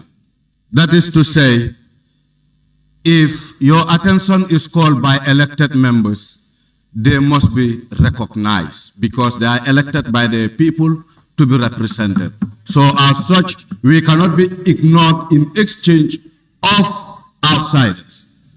Honorable Chair, let me make emphasis on Honorable Member. 71-4. Honorable Member, let me set the record straight, and I don't want you to go back to that. I gave you the floor to bring your issues. I have recognized the fact that members of Parliament are members of high standing in society. And as such, in their deliberations and contribution, they are expected to be guided by the standing orders and the Constitution, not by sentiment. I have given you the floor to make your submission based on the subject matter, not personality. Please tell us, what is your position on the subject matter? Chairman, to put the record straight, I think my intervention is on the subject matter. Please continue. And for those reasons, this is why I said we need to be recognized as... I have recognized you now. Please go ahead. You know, Chair, when you are talking, I always off my mic as you dictate. Thank you. So if I'm also speaking with all due respect, kindly allow me to speak. But you know, if it's all due respect, my ruling should be respected in accordance to law. Don't go back and forth with me. Just contribute, sir. Chairman, now what I am saying is the majority's amendment was not in line with the laws of this House, reflecting on clause 71(4). So what I want to advise here is we need to desist from such. People cannot be making or proposing amendments without following the right procedures. That is my point here. And also, the final one is, we are on a consideration process or stage. And my belief here is, as the process is going, we must subject certain clauses to reconsiderations. So for me, we cannot draw the quoting that, for example, we have dealt with clause 14, so anything that is related to clause 14, that's where we should draw the quoting. It shouldn't be like that. Let's allow the process to flow. In a situation where we intend to reconsider clause 14, then we wouldn't have those challenges to be reconsidered in one clause to the other. So, Chair, please heed to the advice that recognize the presence of the members and recognize us when we want to make contributions on time than after making decisions. Thank you. Thank you very much, Member for Janjambure. Honorable members, I want to refer members to, he said, clause 71 sub 4. Can you please open your standing orders, honorable members? And I don't want people to make statements. Open your standing orders. Minority Leader, use your mic, sir. Clause 71.4. Use your mic. Use your mic. Order, honorable members. Minority Leader, use your mic. Order. Order. Honorable Chair, I'm trying to say that 71.4 doesn't exist. Thank you. Thank you. Thank you very much. Honorable members, order. Order. The honorable member for Janjambure referred that I have not acted in accordance with section 71 sub 4 of the standing orders, and that the minority leader the majority leader and member for Kantora, earlier on he drew the attention of the chair for us to look at that clause. He have not submitted a proposal, but he said, let's look at it, and because clause 14 has been deleted. And unfortunately, or fortunately from us and the majority leader, we do not have clause 71 sub 4 in the standing orders. So the law he is quoting is not found in the Gambia's National Assembly standing orders. Now, next, Banjul Central, you have the floor. Chair, that's going to be. Yeah. Banjul Central, you have the floor, and any member who uses mic, I will use 21 on you. Yes, yes, Chair. With regards to Chair, during your deliberation, you made mention of something very important. That is, you are trying to connect that there can be a correlation of this existing bill that we are treating and that of existing acts. So this poses a question to the Honorable Minister to guide us here, because, for example, Section 14, Subsection 1. No, you know, when the member stated, I said, we are not dealing with the act. Just let me land. No, wait, I'm the chair. Wait. But let me land. How do you know you are not in my brain? You know what I'm going to say. No, wait. Banjul Central, please. What I said when the member for Lower Salem, I don't know who talked about the act, I said no. No, it was Willis who talked, it was Same who talked about the act. I said no, we are not dealing with the act, we are dealing with a bill. Please continue. That's why I want the Honorable Minister to guide us here. Because as far as I'm concerned, let's say Section 14, if you are to take example, replaces Section 11 of the Current Elections Act, for example. But it has not gone into effect because this bill is yet to be repealed. Right? So you can't say that there can be correlation between this existing bill we are treating and that of existing acts. So that's why I want the Honorable Minister to guide this August body. because it's confusing. Okay, thank you. In fact, since I came this morning, I have never used the word correlation. The member for Fonyi Councillor, you have the floor. Yeah, that's what you said. Fonyi Councillor, you have the floor. Yes, I think I even wanted to move a motion so that we can go home, but I think... Yeah, point of observation. So, Honorable Speaker, Chair. Point of observation, please. No, the member for Fonyi Councillor is on the floor. If you have to observe, it's for him to give you the floor or not. No. Fonyi Councillor, a question. No. The Honorable Minister. So that should be treated. Hey, Minister, note it. He will note it down. Okay. Fonyi Councillor, go ahead. Honorable Chair, I think the general notion here is for us to see things done as representative of the people. We are the people here. If this bill doesn't progress, it's us. All of us are from constituencies. And what I want to pose to the membership of the committee, including the chair, he had said something that is very, very important in terms of how to call it, voting procedures, where you talk of ballots, secret ballots, and also paper. I want us to be guided. Constitutionally, would it be allowed to say ballot box / paper box? Note that and you will help us. Marbles. Honorable members, Chair, take note. AG, take note also of the question from Banjul Central. And the other thing also, in regard of some of the connotations, and I think that we need to be very clear, in terms of elections, here, maybe if we look at some connotations of the bill, it's more of the case talking about the presidency and referendum. And when you look at section 26A and B, talks about inclusiveness. Inclusiveness, because here, we are not setting laws to only for few processes in an election. We are setting laws for it to be inclusive. Now, if election or referendum is done, we have parliamentary elections, local government elections.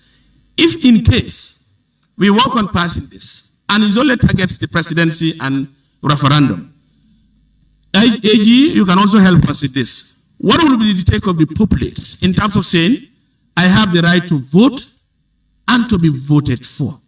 Will it infringe their rights? And the final thing is... He said the right to be voted and vote. Yes. The final aspect is we may not cause section 14 is gone. We have constitutional provisions. For me, I want us to be very clear that any provision that we have here, we have to work according to. Let's not link a section by section. So this is my take. Honorable members, there are two questions. Attorney General, one from Banjul Central and one from... member for Woolley East. The Fonyi Councillor want to know what do we have in our laws? It is paper ballot or marble? And can you use both according to our law?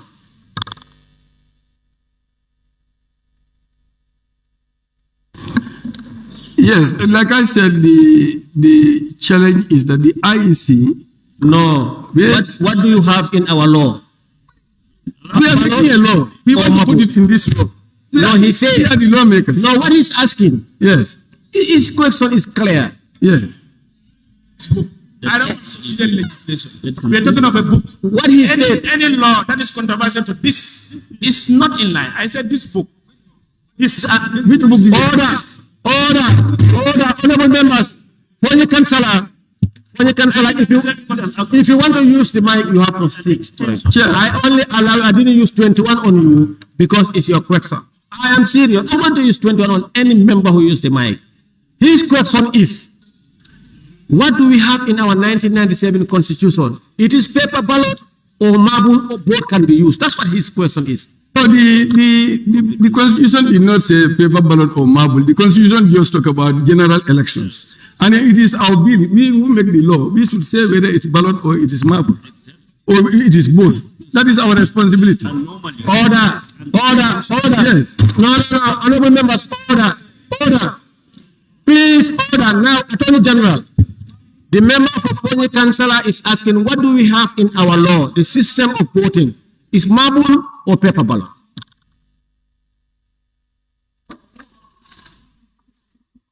The Election Act is the one that talks about Toku.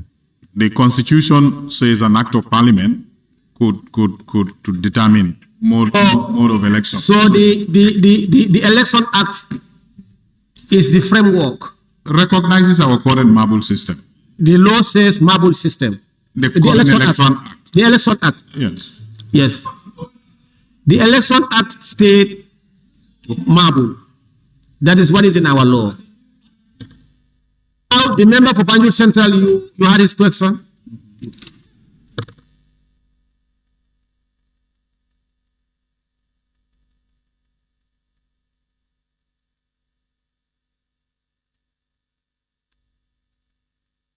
Okay, meanwhile, he is looking for your, then member for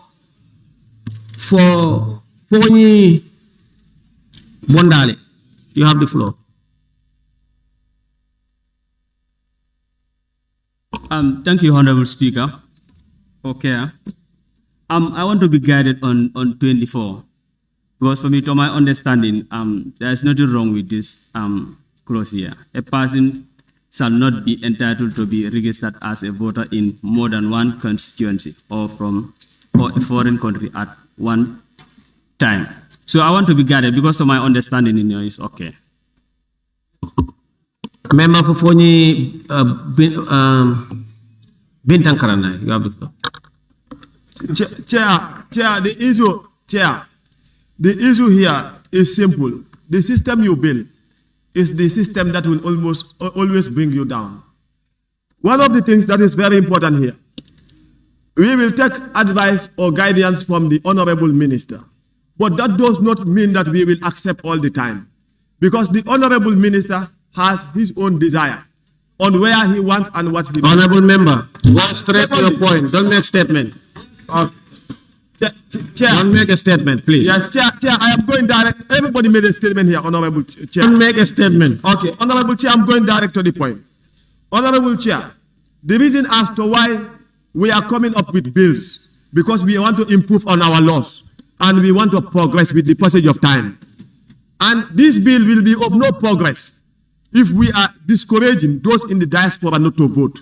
This is why wherever you have foreign land wanting to vote, you want us to delete that. That is not telling well of us, and we want us to reason our decisions on matters and issues, because whatever we are doing it for progress. Whatever we are doing it for development. Whatever we are doing it for our Gambians, no matter wherever they are. Thank you. That is. That end is finished. Then we will, up full to West. Yes, thank you very much, Honorable Chairman. Well, for me personally, I am very shameful and disappointed with members of Parliament, simply because this is a live streaming program. You know, not only Gambians are watching Don't make a statement. in Parliament. Straight to your point.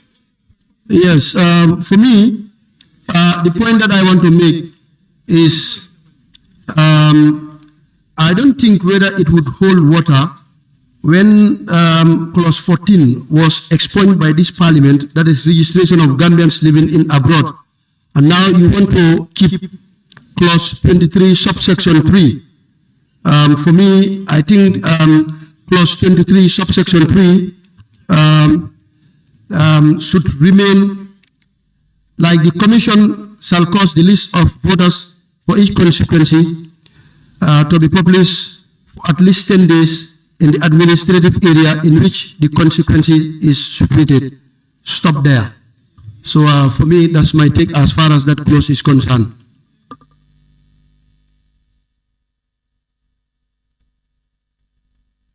Thank you. Next, those who start were up. The member for Lower Fuller to West, you have the floor.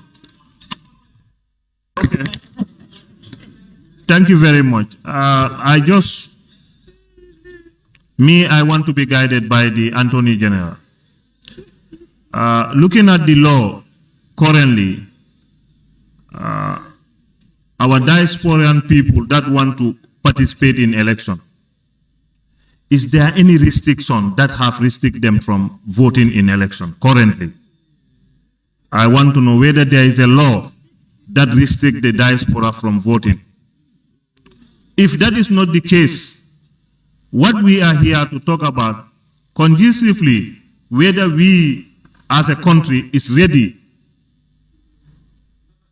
That's what we need to find out first, whether as a country, whether we are ready. Let us not just sit down here and try to win the gallery or the social media that I am those people that want to diaspora. I am that. No, we want to know facts. Don't make a statement. Whether we are ready. Don't make statement. There is a point of order from Willie. But I'm not ready. Let him put the order after I come back. No, I'm not ready. I stop you because there is a point of order. Don't speak over your mic. Put off your mic. There is a point of order from Willie East. Members, if any one of you make a noise there, I'll send you out. Member for Willie East, your point of order. Yes, my point of order is... Nominated member Fatuke Jawara, and that of Foreign Prefect, you are women, I told you. Clause 20, no, my point of order is clause 29(5), content of speeches. It said no member shall impute improper motives to any other member. What we are doing here, we are working on the bill. We are not trying to honorable talk member. to any gallery. Honorable member. So don't imply that to us as members, please. Now, honorable members, you know, what I wanted you to say, you said he is imputing improper motive on members. What was his word? No, use your mic. He said members are trying to win the outside. That's what he said. Attention of the media and all that, which is not true. Anyway. Order, honorable members. Order, honorable members. That is not imputed improper motive. The order.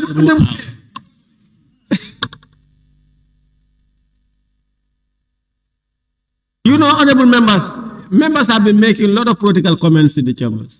It is just a political comment. No. That is not. You are out of order, Willie is. Please continue. Yes, I repeat. Don't repeat. Just go ahead. The exercise we are doing, this is of national interest. And nobody should brass to say, I am the one and the other one is not. We have to face the reality on the ground, whether we have the conducive environment. Point of order. There is point of order from Brikama North and... Use your mic, sir. 29(5). Very clearly, the honorable member is trying to input improper motive on other people. Nobody is trying to browse. Then, what is that? Are we trying to browse?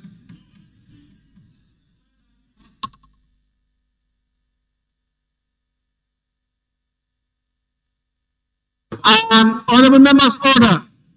The minority leader and member of Brikama North rose a point of order 29(5) because he said the honorable member is using improper motives on members' choice by using the word browse. We are trying to browse. I don't know what the member meant. What is the meaning of browse? Honorable member, what is the meaning of browse? Thank you. Me, I have not said that. I say brass.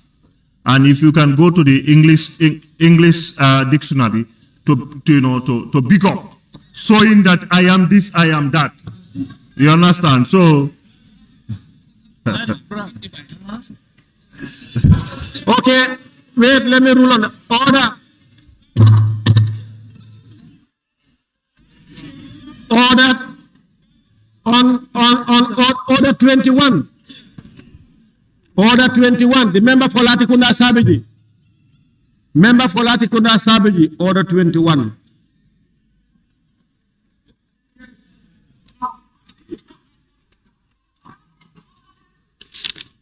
Honorable members, don't do that.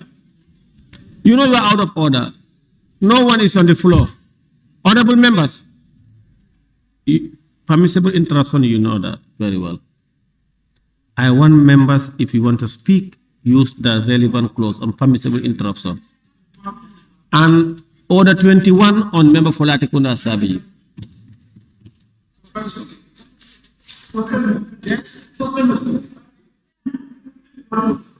Honorable members, I want to give last warning to members. I've stated here. If you want to speak, use your tag. Don't just jump as you are in a bantaba. In fact, Latikunda, they don't have bantabas now.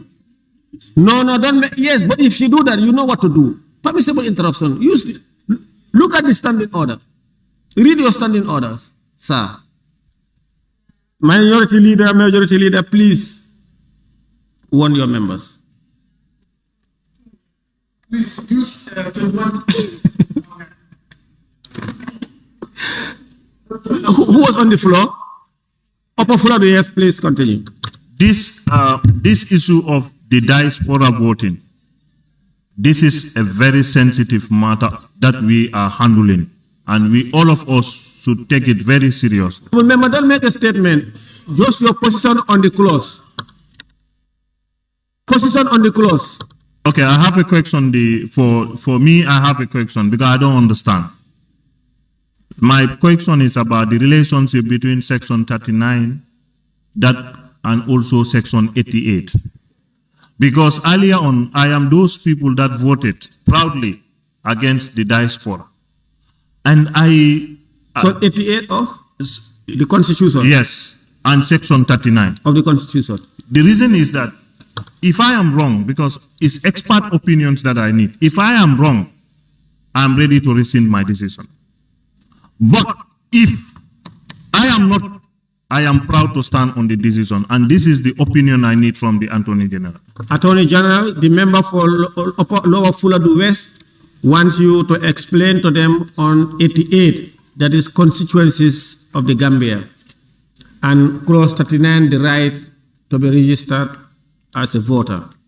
Another member asked about the ballot paper or the token for any order, please. For any councillor, you know, when you look at the laws of the Gambia, Section 7 of the 1997 Constitution is listed them, and they include acts of the National Assembly.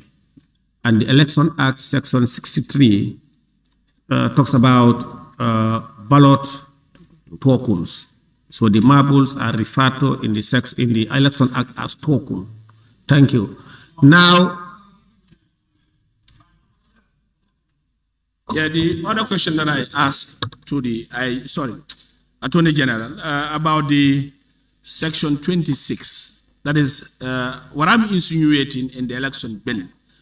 Emphasis, even publication newspapers. Section 26 of the bill. No, the Constitution referring to the current election bill.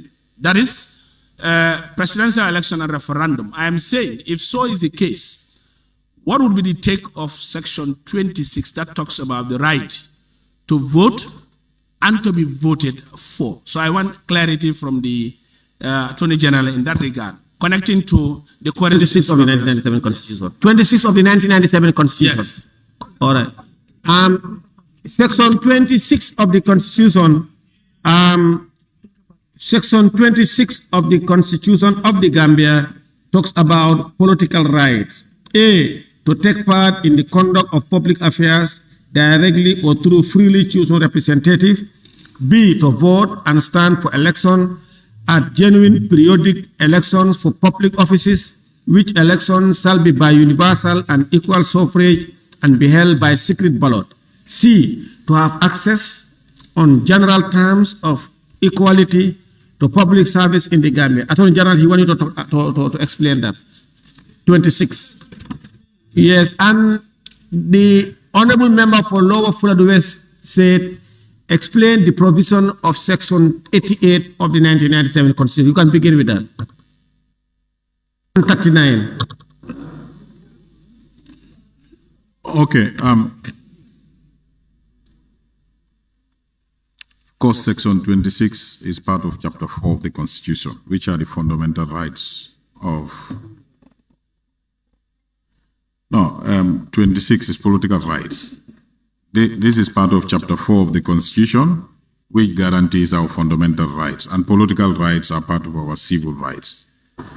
So the text reads, every citizen of the Gambia of full age and capacity shall have the right without unreasonable restrictions, A, to take part in the conduct of public affairs directly or through freely chosen representatives, B, to vote and stand for elections at genuine periodic elections for public office, which elections shall be by universal and equal suffrage and be held in secret ballot, to have access on general terms of equality to public service in the Gambia. I'm not too sure whether this requires any elaboration, but this is where our political rights are guaranteed under Chapter 4. Now, when you go to the Chapter 539, which forms also a question from the member, 39 now is operationalizing Section 26, because 26 gives a blanket right. Now, that is exercised through a franchise. And if you go to Section 39, the right to vote and be registered. 39.1 says, every citizen of the Gambia, being 18 years or older, and of sound mind, shall have the right to vote for the purpose of elections of a president and members of the National Assembly, and shall be entitled to be registered as a voter in a National Assembly constituency for that purpose. Every citizen of the Gambia who is a registered voter shall be entitled to vote in referendum held in accordance with the Constitution or any other law. And 3, every citizen of the Gambia being of the age of 18 years or older, and of a sound mind shall be entitled in accordance with the provisions of this chapter and any act of the National Assembly providing for such elections to vote in elections for local government authorities, traditional rulers in the area in which he or she is ordinarily resident. This is 39, Section 39. 39 is our franchise to get registered to vote. Now, 39.1 gives the right for every Gambian to be registered for the purpose of participating in election. And we can safely say by extension also for you to be able to contest election, because we have in our act, unless it changes, you must be a registered voter in order to even qualify to be nominated to contest a position.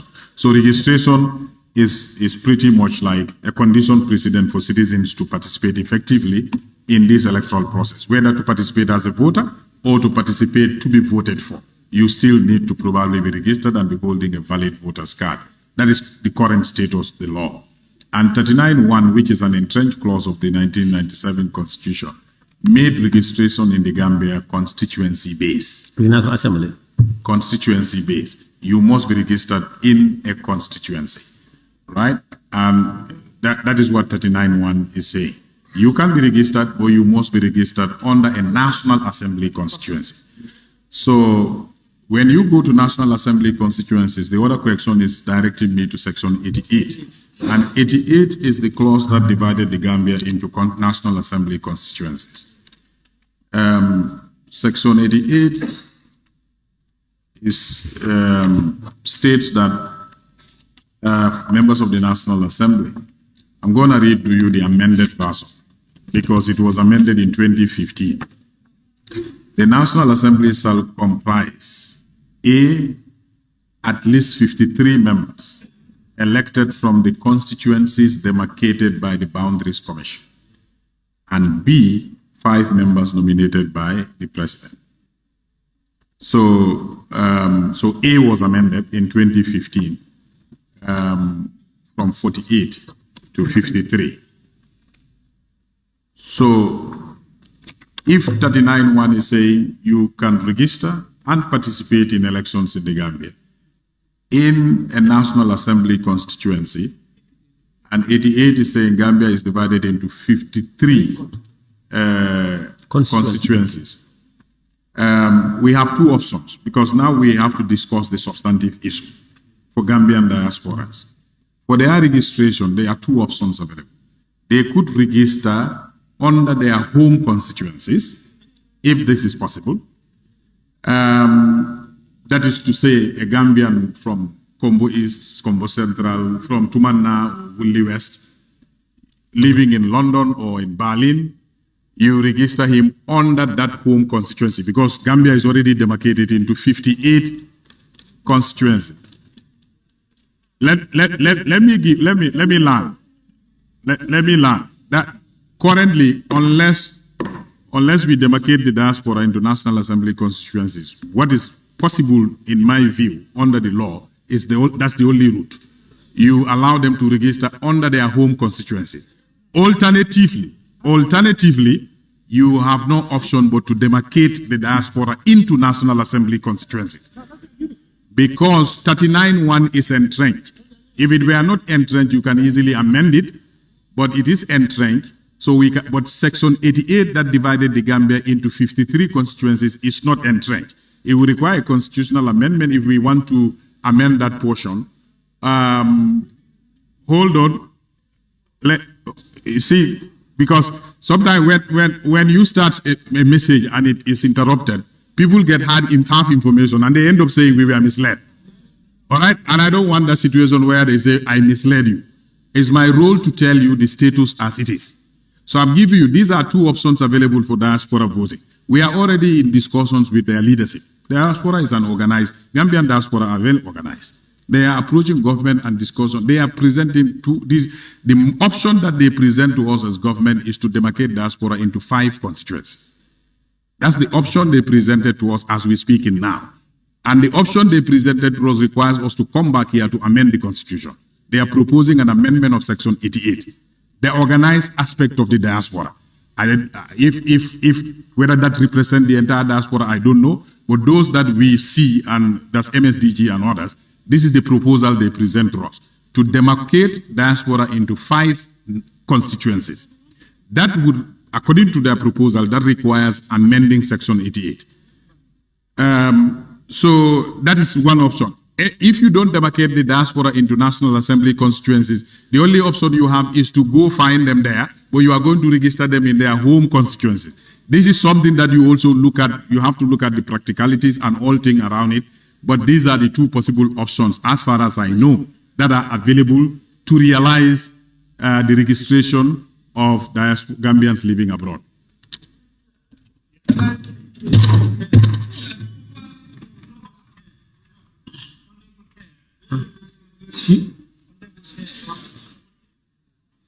Yes. Okay, note it down. Yeah, you will come to you people. Okay, yes. Note it down because I gave you the opportunity, you answered. Chief Whip. Honorable Chair, thank you so much for giving me the floor. Honorable Chair, I think, Honorable Chair, we need to make a headway. Please, Chief Whip, go ahead. Honorable Chair, we need to make a headway. We have already put a question and we have voted for this particular clause. No, Chief Whip, this one we have not voted. 24-1. 24-1 is not voted. The only one we have passed. Put the vote down, Honorable Chair. Why are you wasting people's time? Okay, thank you. Deputy Majority Leader. Thank you. Honorable Chair. On Section 24, Subsection 1, I want to align myself with the Majority Leader's submission. You know why? Because Section 14 has been deleted already. And until that is rescinded, anything that is attached to Section 14 in this particular Clause 14 of this elections bill. Members, just continue your contribution. If member is trying to interrupt you, I will just use 21 on that member. Honorable member, please go ahead. I told members there are no permissible interruption. Use your standing orders. If you are allowed by the standing orders, whatever you do, no problem. But if it's against the standing order, I'll use 21 on you. Thank you, Honorable Chair. So what I'm saying is, since Clause 14 in the elections bill has been deleted already, anything that is attached to Clause 14 in the bill should also go. Because if it comes to light, for example, both sides of the House, we can all contest what is attached to Section Clause 14 of this bill. We can contest it, and you can contest it as well. What is proper for us to do now, Honorable Chair? If you contest, give us the right to vote and then proceed with that particular amendment. The submission by the Majority Leader is in line, because this particular line is an adjustment and is very much attached to Clause 14 of the elections bill. So I think we need to proceed from there. Thank you. Now the Majority Leader and member for Kantora, you have the floor. Thank you very much, Honorable Chairman. I have listened very keenly to the Minority Leader that yes, decision could be rescinded. But as we speak, the status quo remains that Parliament has taken decision to expunge that. I've also listened to the argument advanced by a member for Woolly East that it is their constitutional right. Of course, it's guaranteed under Section 26. It's also, but it is not mislead Parliament. It's misleading members' name. Use the mic. I am going to send members out for me to read agent capacity through freely choosing representation at a genuine equal suffrage. And this is given Japan and voted for. Participate. IEC has to be only hold within an assembly constituency. Once Parliament has taken a decision on deleting Section 14, not to allow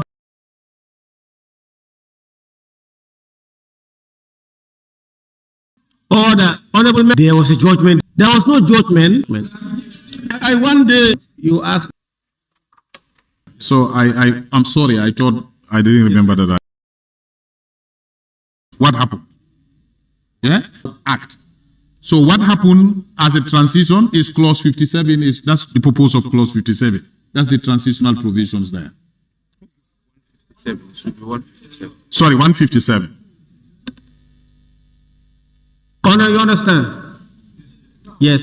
And if earlier when I was there was a member who said this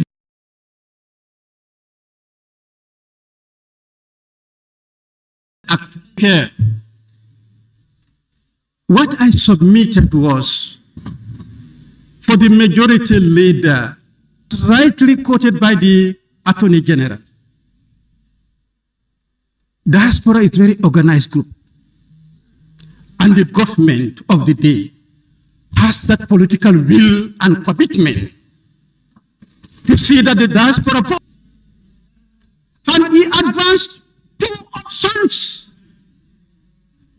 And any of the options based on the political will and commitment of the government of the day, which we salute. Point of order. Point of order. They are applicable. Honorable Speaker, Honorable Speaker, point of order.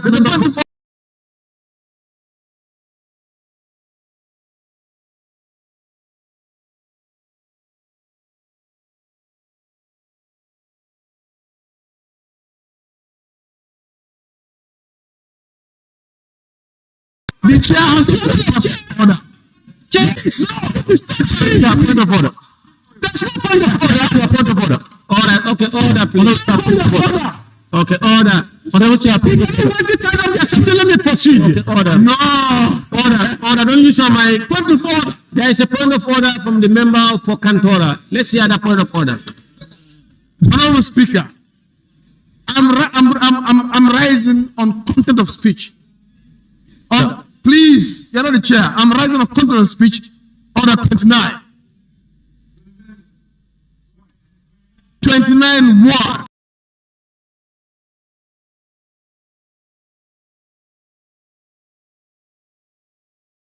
Every member restricts his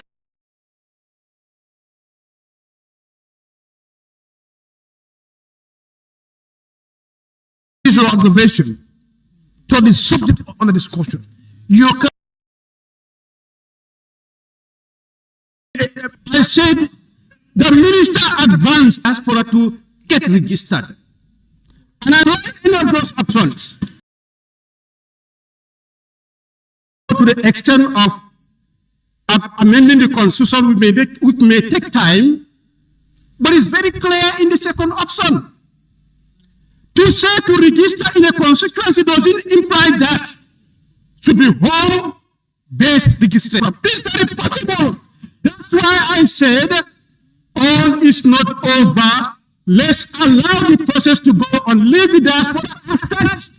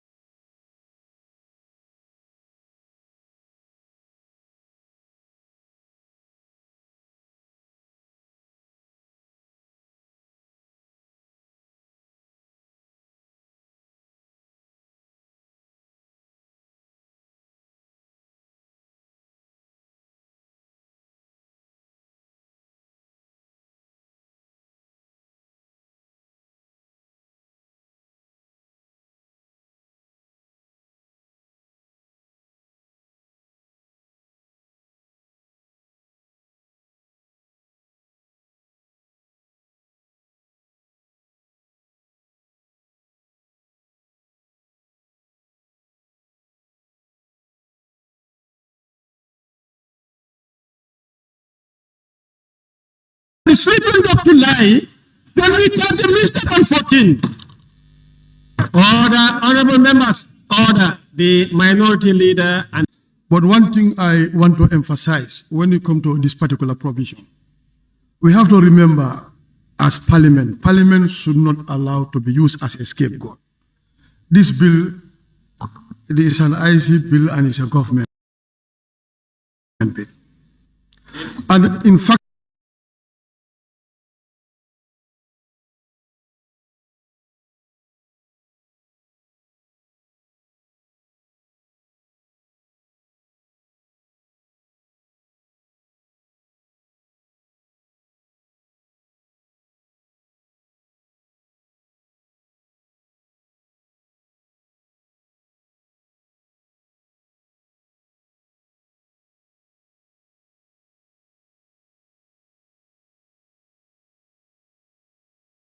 they have captured Diaspora. We allow our people, let us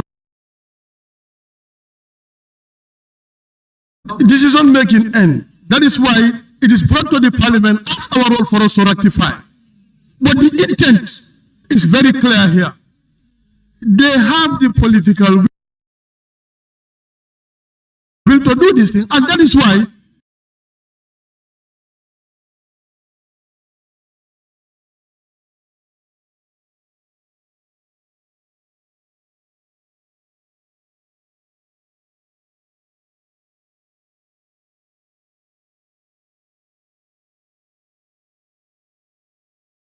the Attorney General made this provision that are crystal clear. Creation of. Thank you. Now I will allow the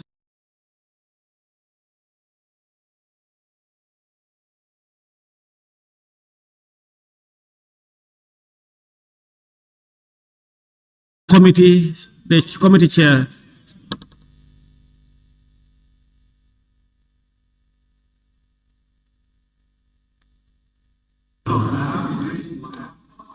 Okay, now you know I gave you the floor earlier and you spoke. So now I want to allow the committee to respond.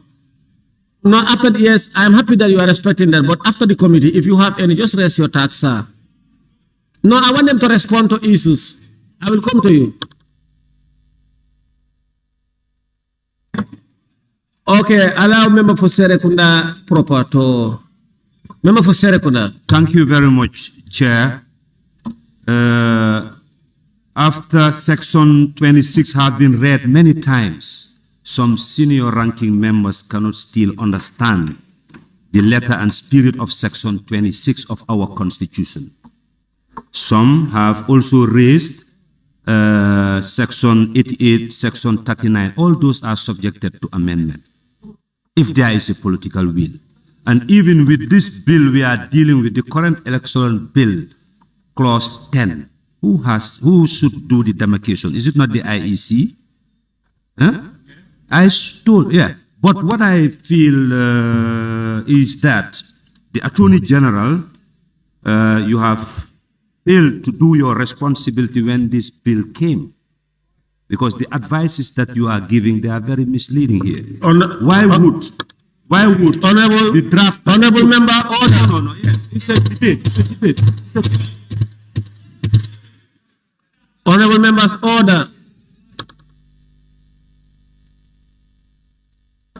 Yeah. Okay. Why would the drafters are cognizant with like for instance, 157, clause 157, that is the saving and transitional provision is put here. And one, notwithstanding the repeal of this act and action of the proceedings of judgment or an order pending immediately before they go, they are cognizant with that judgment.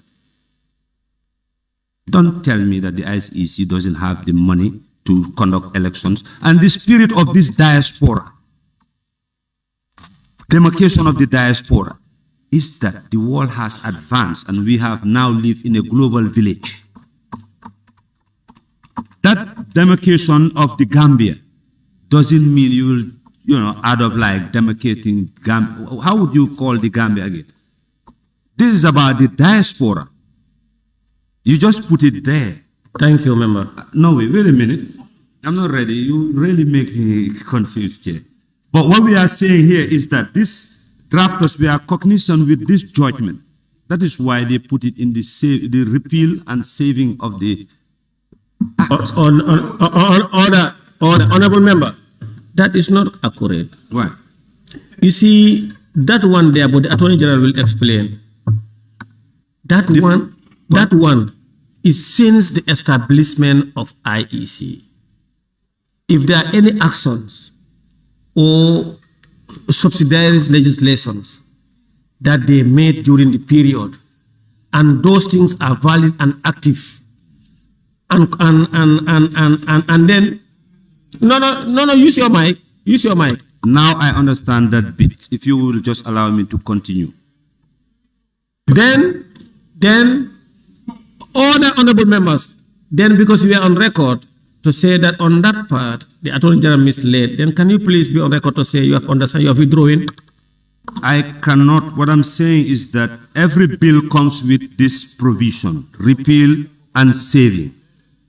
No, now you say and why they put it there, because they are cognizant that there is a judgment. No, he was explaining. You did not understand, and you said he was. Why I say no, because there was a point. I gave you the floor. I gave you two options. I gave you the floor. When I'm speaking, allow me when I finish. Bill is transitioning the judgment of the Bibidabo and Co. into this, and I explained. I said since the creation of IEC, all the subsidiary legislation they made or policies in respect of that act or actions in respect of that act is transitioned into this, so that this bill, when it comes to force, will not render or alter all those negatory, like in the case of voter list, all of us who are registered voters, it will transition. So your voter's card and my voter's card will be deemed to have been acquired under this piece of legislation.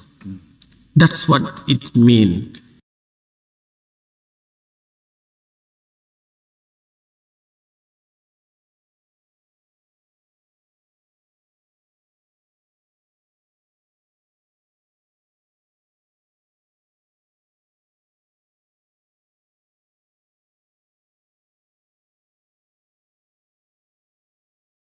By this. Now you said you on.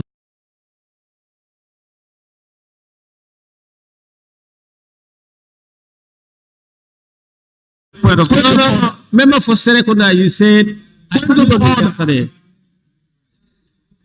There is a point of order from the member for Kantora. Yeah, no member shall impute improper motive on any other member.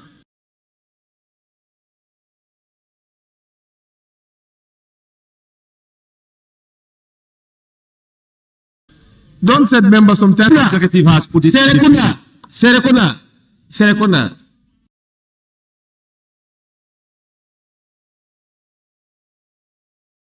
Member for Serekunda, you were here when I made that ruling. I don't want members to use their mic. I gave you the opportunity before, and I respectfully decided to give you for the second time. Don't abuse that. Honorable members, we are arguing unnecessarily.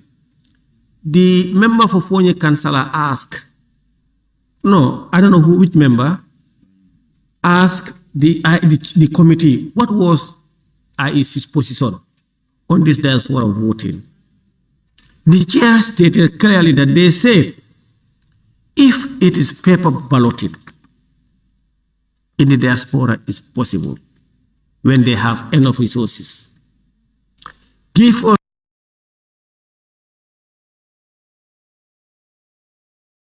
us mandate the Gambia government now to migrate from the token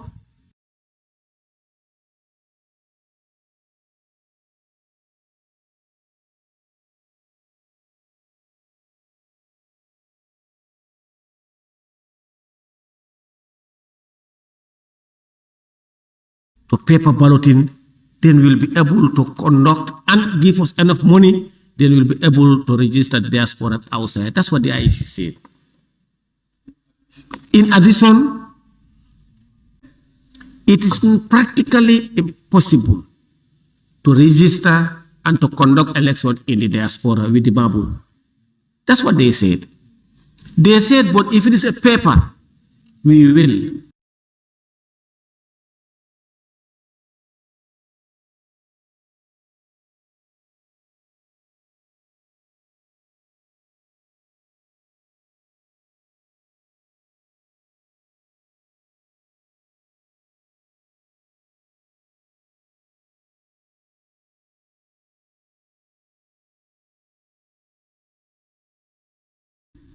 Now, what then, if that is the of the Election Act, stated clearly, token, and token is defined as damable. We are not using paper balloting. Then, even if they have to, you cannot bring the cart before the horse. Even if IEC is to conduct that, they said, please give us more money and change the law. That's what IEC said. And the Attorney General told us clearly that Section 39 is entrenched. 39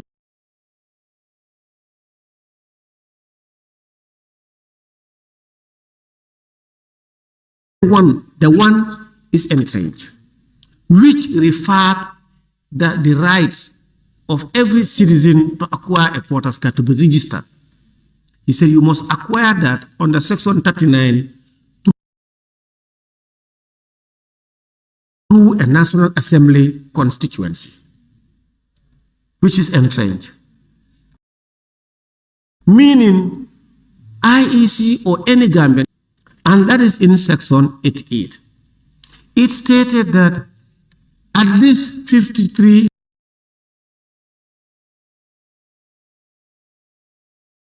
constituencies of the National Assembly. As we speak constitutionally, for you to be registered, you must be registered under a constituency. And he said there are some possibilities. The diaspora, who are very organized, presented a position paper and they gave them 3 scenarios, 3 options, 2, and they are engaging them. And even whereas, as we speak, if we are to agree, or government and IEC and the diaspora, for them to be registered, the Attorney General is telling us there must be a constitutional amendment. Then therefore, because there is no constitutional amendment and the provision as it is, now I want to ask the Attorney General, what is the, I want to ask the Attorney General. Now let me ask the Attorney General a question. Please, Attorney General, what are or is the consequences of enacting piece of legislation that contravene the 1997 Constitution provision? So let me make that clear. Passing the legislation guaranteeing the right for diasporans, Gambians living abroad to be registered is not going to violate the Constitution. It's not going to be a constitutional violation. The problem is because you are simply confirming the right to be registered and to vote, and that is already guaranteed by the Constitution. So passing the legislation is not a constitutional violation. Implementation hurdles will continue to exist. The issue of you have to be registered in a National Assembly constituency, whether you register through a home constituency or you demarcate the diaspora into constituencies, that's another thing altogether. To answer your question,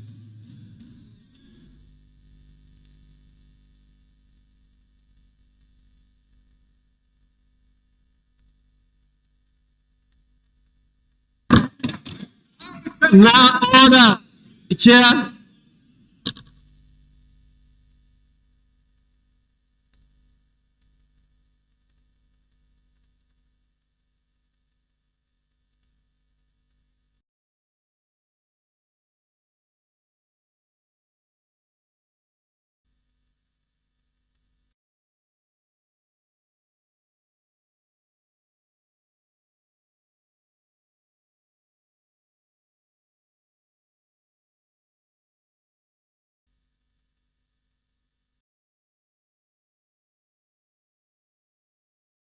who hold certain positions may leave those positions.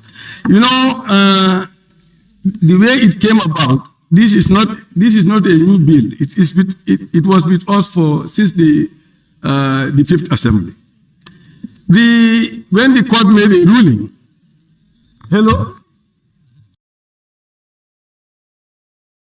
when the court made a ruling, the IEC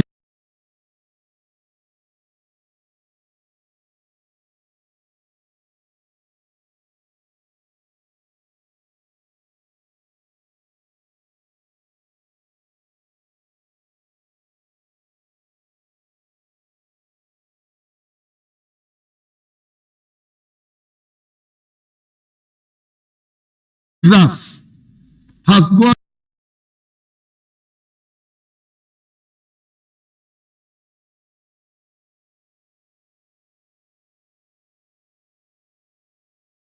very far to clarifying how it is. Now, Chair, the IEC has accepted that they want to meet the demand.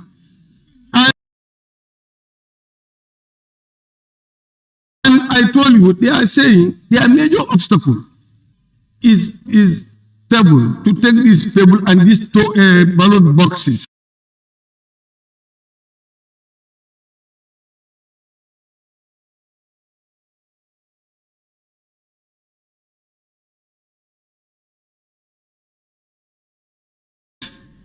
Across the world, it's a big challenge for them.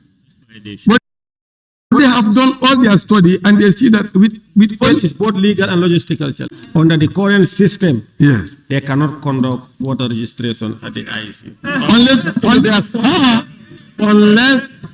order, if you put it here, in the current order, listen, they say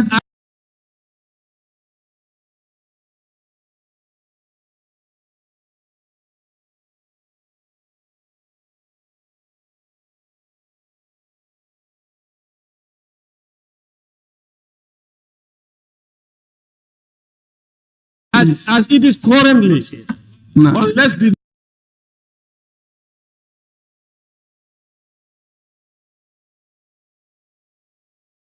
law is changed.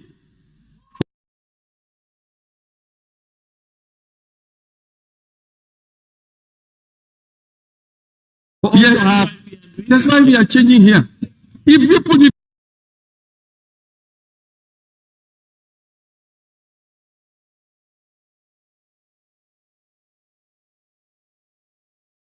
Upper Fladu West, those big constituencies will be demarcated. And if they are going to demarcate the diaspora also, it will come alongside with those demarcations for approval.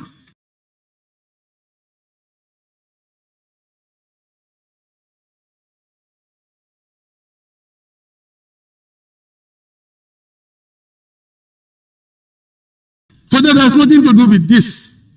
Huh? Let's deal with it cleanly and genuinely. Thank you.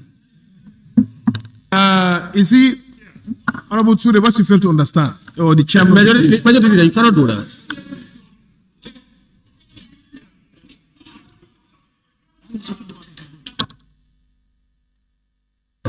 Honorable members,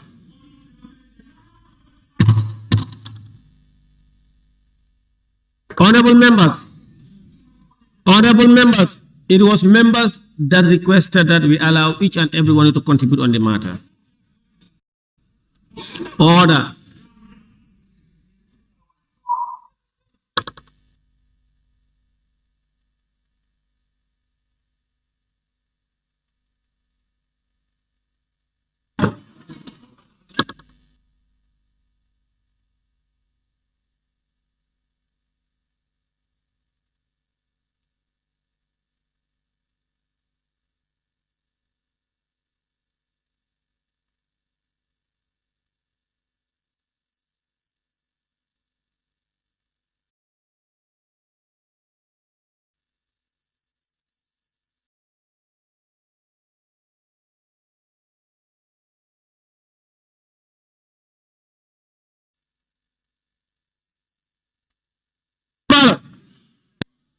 The Attorney General put it very clear, and I think there is no member of parliament here who will do anything, I believe, who will do anything that will contravene the constitution. But let's look at issues as we have them. As the Honorable Chair is proposing, I, on behalf of the Nyani people, will never approve here. Gambia, the only country, have two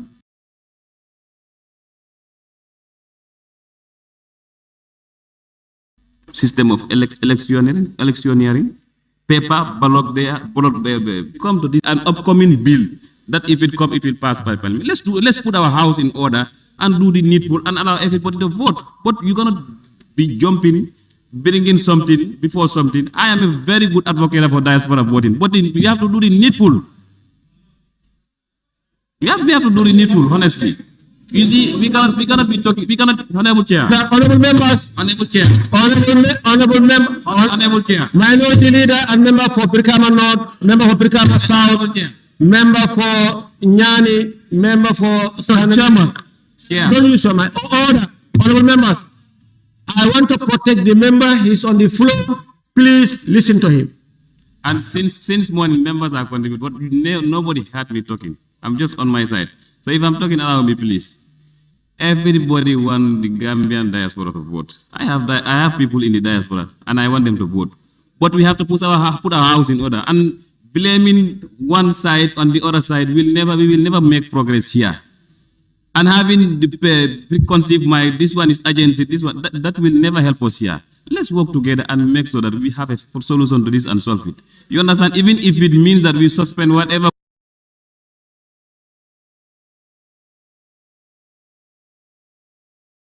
clause that we are suspending, we move on to other clauses.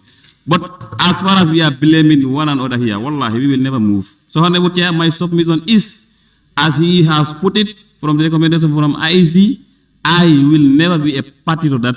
We have marble voting in the Gambia, within the Gambia here, and have paper outside. I will never be a party to that. Never. Honorable members, before I come to the majority leader, honorable members, wait. The committee, I'll come to you people. Honorable members, wait. The committee make it very clear. The IEC stated that for them to be able to do that, we must migrate from marble to paper. Or we use both. That's what they said. The IEC said for them to be able to register in the diaspora, they must use paper for the diaspora and enough money. That's what they say. The majority leader, you have the floor. No, Chairman, I think we are really unnecessarily debating on issues that is not before us here. What is before us here is clause 24. Please, let's look at 24. You base your submission on that if you agree with the clause. It's like that.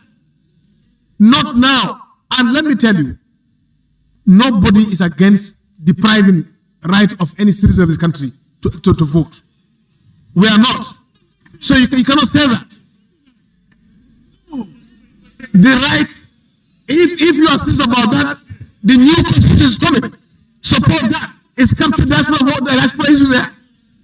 So please, Chair, my proposal is that please let's move ahead. Chair. We spend too much time on this clause now. Let's make sure I move ahead. There is a member who have never spoken and he has been requesting the floor. I'll give him the floor, then we vote. Member Fonyi Jaron. Thank you, Chair. Please, most of you are talking since in the morning. You have to give us chance to talk. Yes. I cannot be talking when everybody is shouting. Listen, this is something that every Gambian has. The constitution dictates as long as you are a Gambian and you are 18 and above, you have the right to vote. No matter where you are. There's none of us here who is against. Let's also ask ourselves, because this bill that we are debating, it did not fall from the sky. It came somewhere. And then at the National Assembly, is represented by the committee that look at the bill together with the IEC. We are here to go through people who will vote for us. None of us can guarantee that those people in diaspora belong to a political party, only one political party. So looking for the name here, that I'm the one who said no, and the one who said, we are saying no, either based on the document that is presented to us here. Because we are lawmakers, it has to go through a process. And the process must be legal binding. So it's not something like based on emotion or somebody is outside there to attack us. If the homework is not done properly, let's take the bill back, let's ask. Because there is no political will in this, how I'm seeing things. There is no political will. Thank you. There's another member also who have spoken and he has requested the floor. Have you finished? Okay.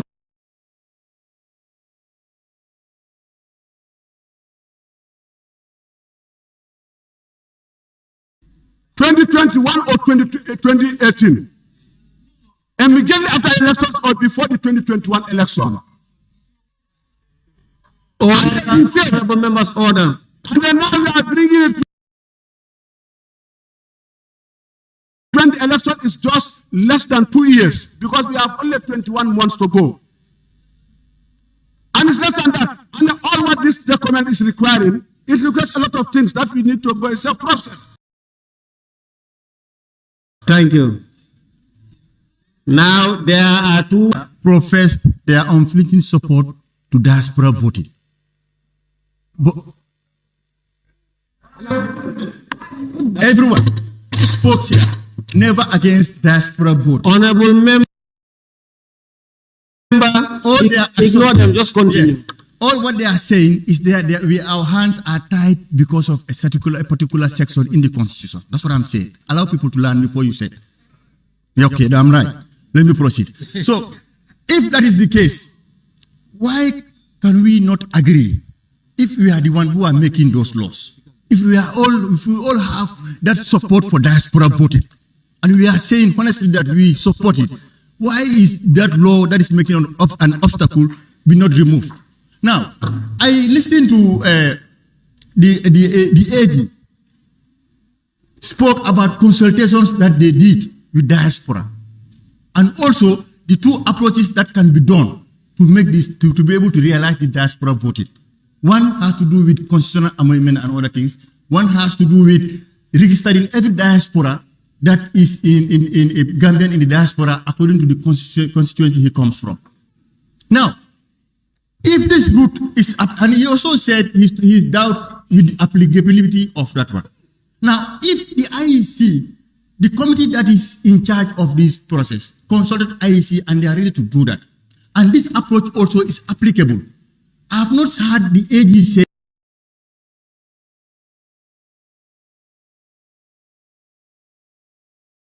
that IEC cannot take this route. He didn't say that in his statement. And I have not heard, he said that they've consulted diaspora, groups in the diaspora. But nowhere did he mention that they've consulted IEC with the second approach and they say it's not applicable. So why not we come to a consensus to see how we make that applicable? To see that every Gambian in the diaspora is able to vote according to their constituency they come from. Thank you. And the same parliament come to resolve that.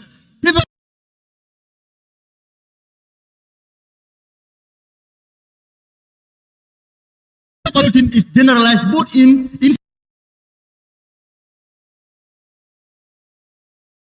the Gambia and outside the Gambia. Thank you. Like the Honorable Nyanija was saying. And the Attorney General, what he stated was that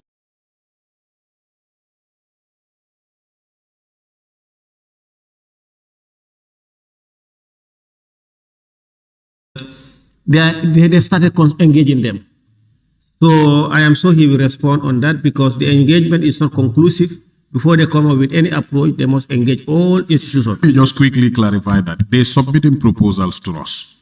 All right? And the proposal that the diaspora proposed to us is to have the diaspora demarcated into 5 National Assembly constituencies. I'm not in a position at the moment to comment on the operationalization of that idea. But that's the submission they made. And I'm aware they are not only approaching us, the executive, they are approaching some members of the House on both sides, and this proposal is common knowledge now. That's what they are proposing. But I brought that to further clarify just the fact that our section 39(1), which is entrenched, requires you to be registered in the National Assembly constituency. Our registration is constituency based on our constitution. Yeah, so, and registration is condition precedent for you to either vote or be voted or to contest elections. Order. Now we will go to Sanementring. Thank you. Thank you. Thank you, Honorable Chair. But Honorable Chair, I think we've heard clearly what the AG has said. So based on his submission with regards to this particular section on particular clause on clause 39(1). So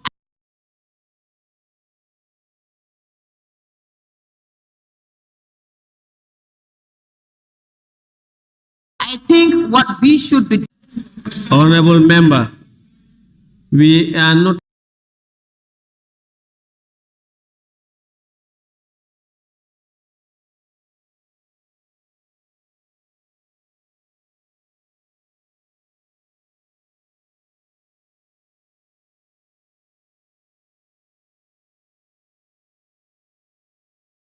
talking about resentment of this. So we are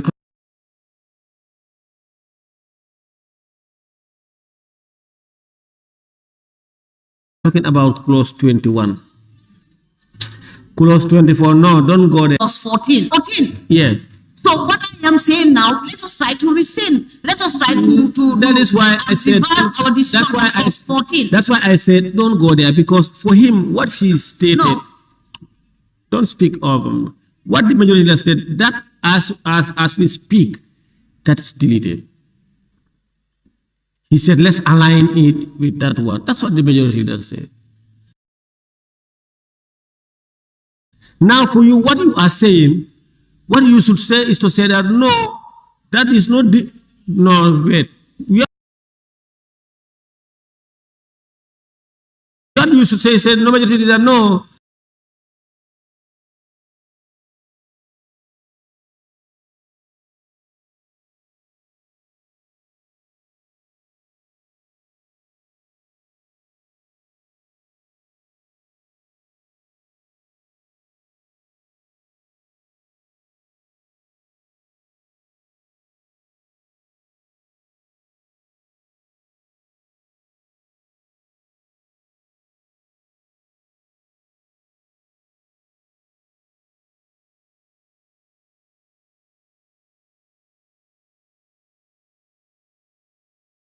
It is still there. Let's not delete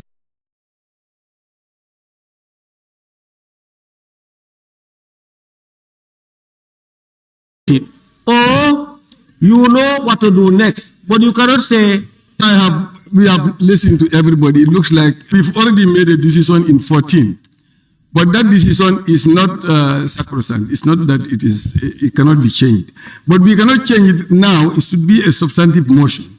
So I was thinking at the end of the exercise, the consideration stage, the committee will come up with a motion to rescind this one. So all the other provisions that are relating to this, let's allow them to pass, since we have the desire for them to vote. Let's allow it to pass, so that at the end of the exercise, we will come back to move a motion to rescind this one.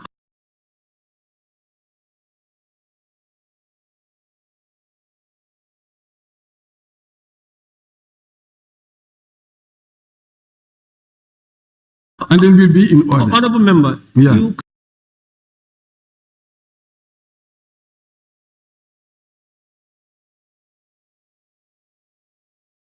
cannot do that. That is not, that has been voted out. You cannot say, less 24, provision of double registration as amended, proposed by the majority leader stands part of the bill. Those in favor, please say aye. Those not in favor, please say no. The ayes have it. Okay, there is division. Those in favor of the proposal, raise your hands. Those in favor, raise your hand. Those in favor, raise your hand.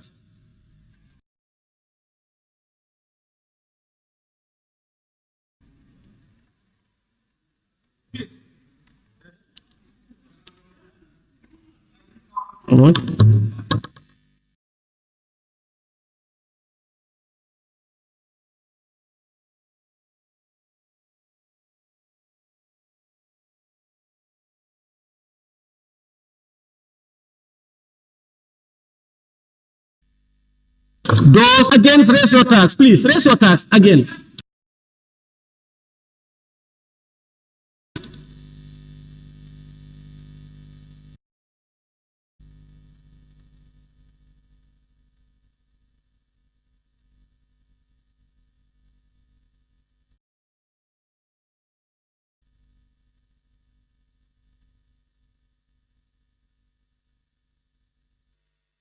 Those abstaining, raise your tax.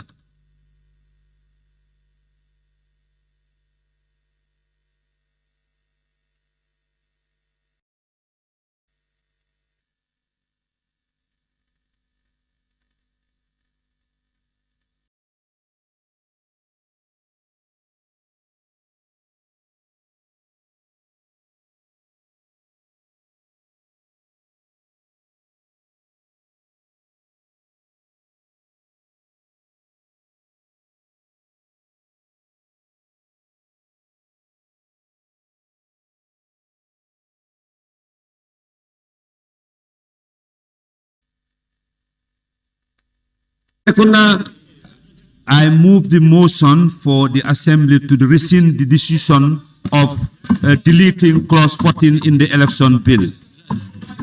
Yeah, Honorable Speaker, point of order. Point of order. Order, honorable members. Point of order. 53, order 53K, a motion agreed to by the Speaker as a matter of urgency. Honorable Speaker. Order. Point of order before you rule. Okay, there is a point of order from Member Fonyanija. Point of order.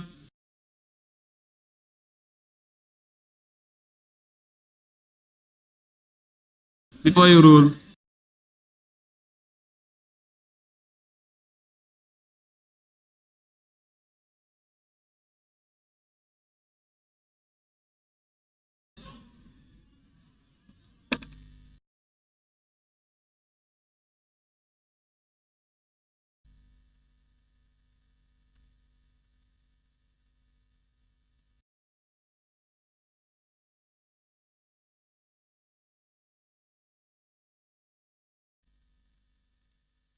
Even if you are speaking,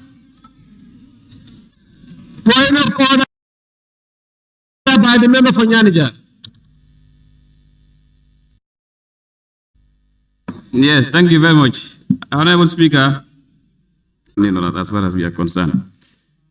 And it concludes that in accordance with Order 8 of the Standing Orders, I rule that substantive motions require prior notice to be given while an incidental motion does not require prior notice. The one what the honorable member is raising here is a substantive motion because the Assembly have already decided on that. And you have not given notice. Thank you. No, Chair.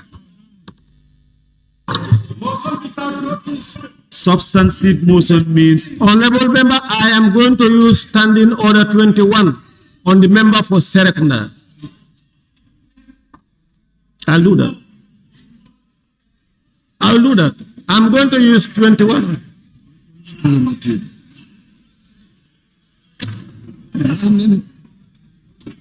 Collapse. You better.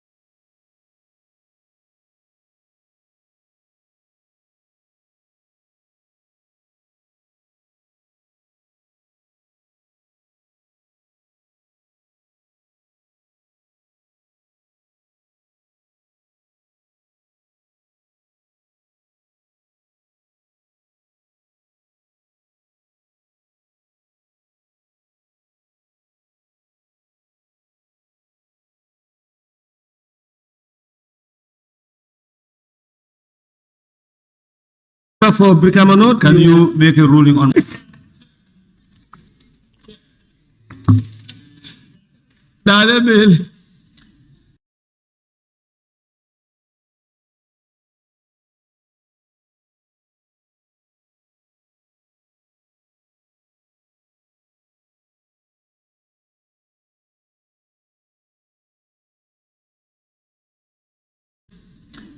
The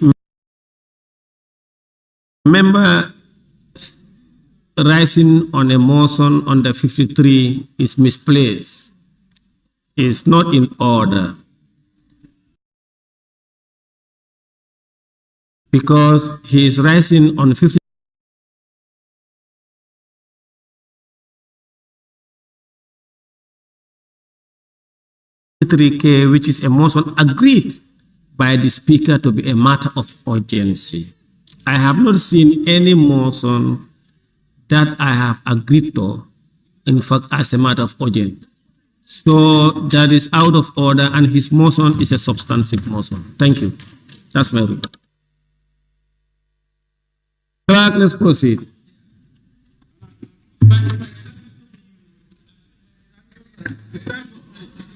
No, when we move next, I will give people the opportunity.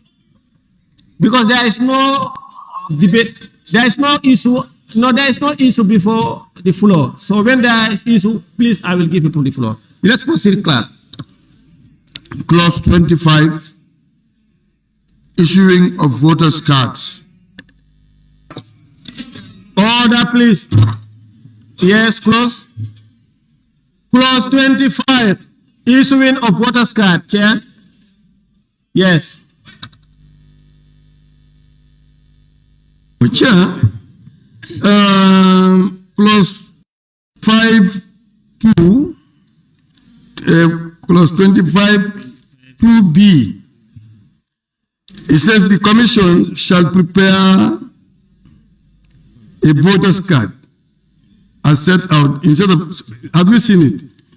Shall prepare A of D. So we want to remove A and of. We want to remove of D. Prepare a voter's card. That's how it should run. Have you seen it? And then when you go to 3, subsection 3A, is saying only a voter's card issued to a claimant on the subsection 2 shall A only be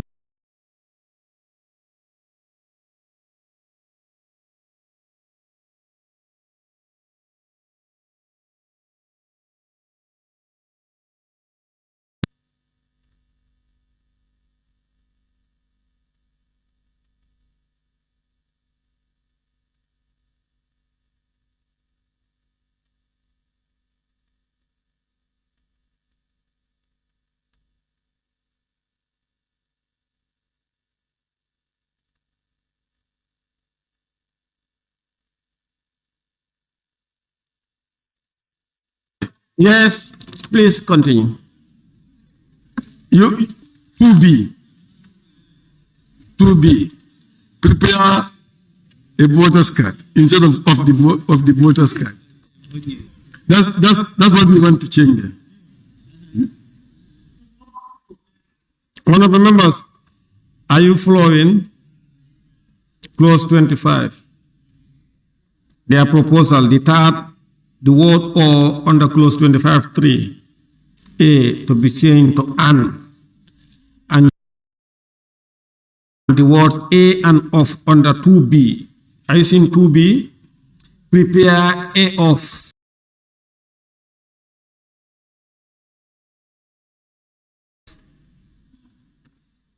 It is issuing of voters' card stands part of the bill. Those in favor, please say aye. Those not in favor, please say no.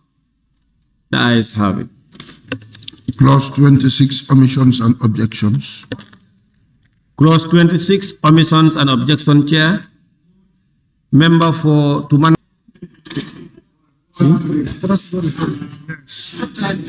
Goes to break and go and pray. Goes to break and go and pray.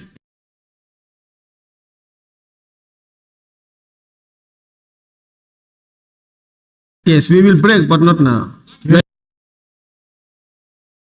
Very soon. Let's go for a few minutes. Then 2 p.m. we can break. We can break 2 p.m. Clerk, we may proceed. Objections. Chair.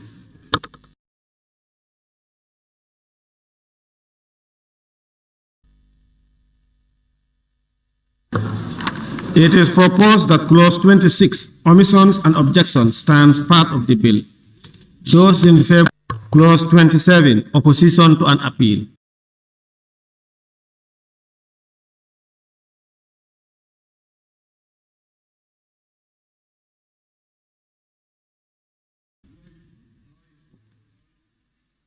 It is proposed that clause 27, opposition to an appeal, stands part of the bill. Those in favor, please say aye. Those not in favor, please say no. The ayes have it. Clause 28, revising court.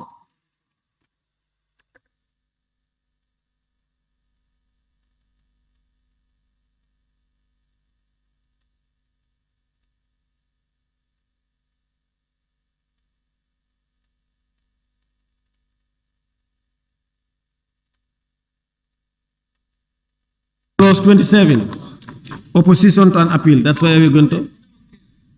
According to the recommendations, 27, there's amendment. Clause 28. We change to section 23.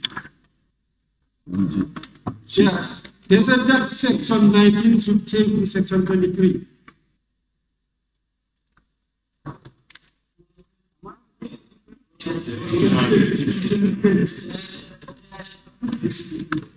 What?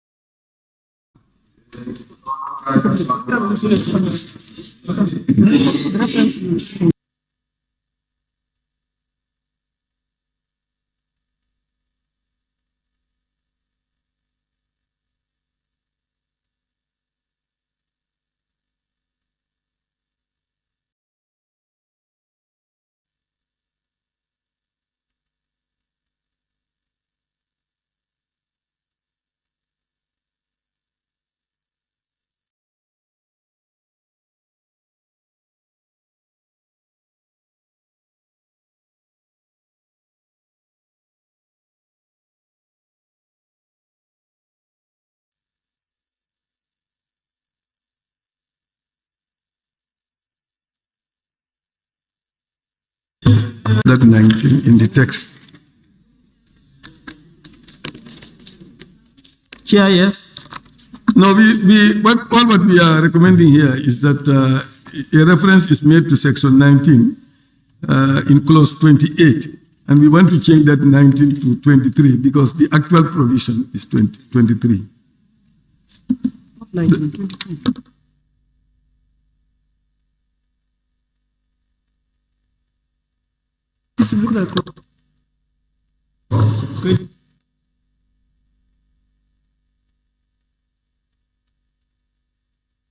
Are you looking at clause 27 or 28 right now? No. No, we should look at clause 27. We are on 27. No, we are on 27.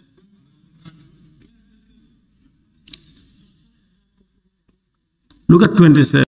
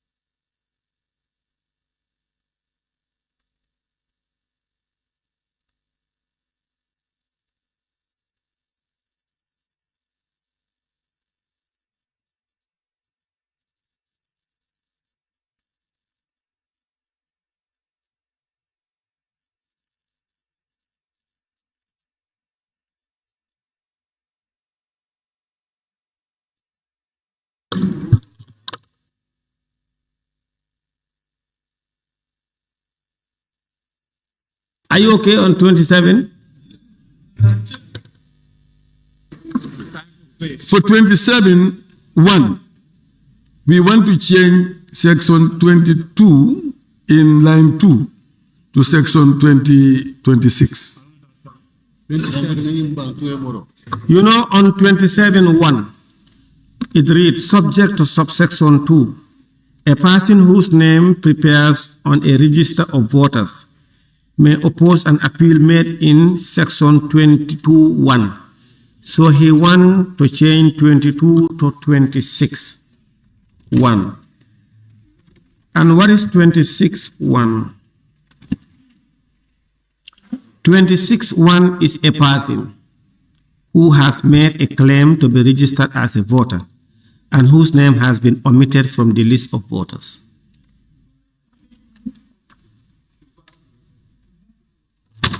No, they are not moving the clause. The reference on 22, they want 22 now to be 26.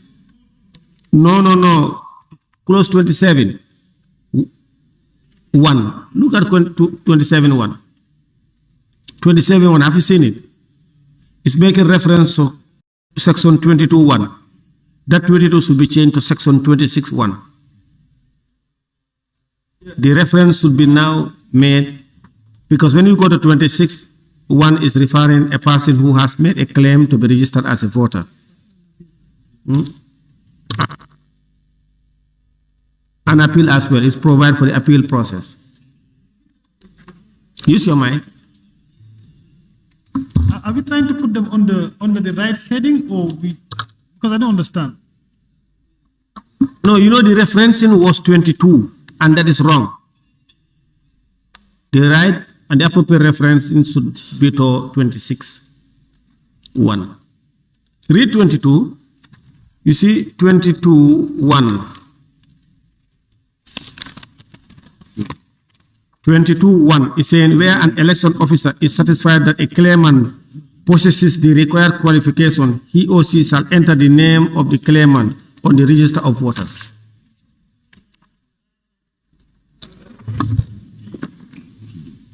Yeah, election claims and opposition to an appeal.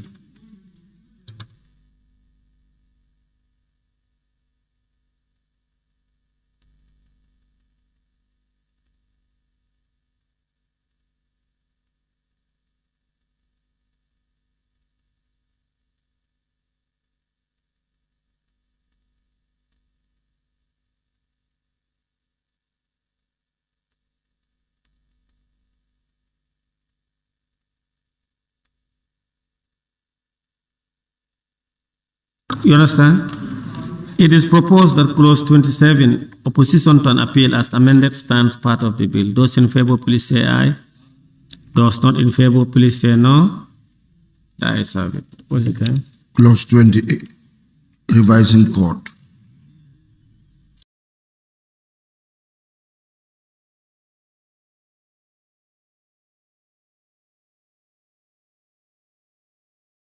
Revising court committee, clause 28.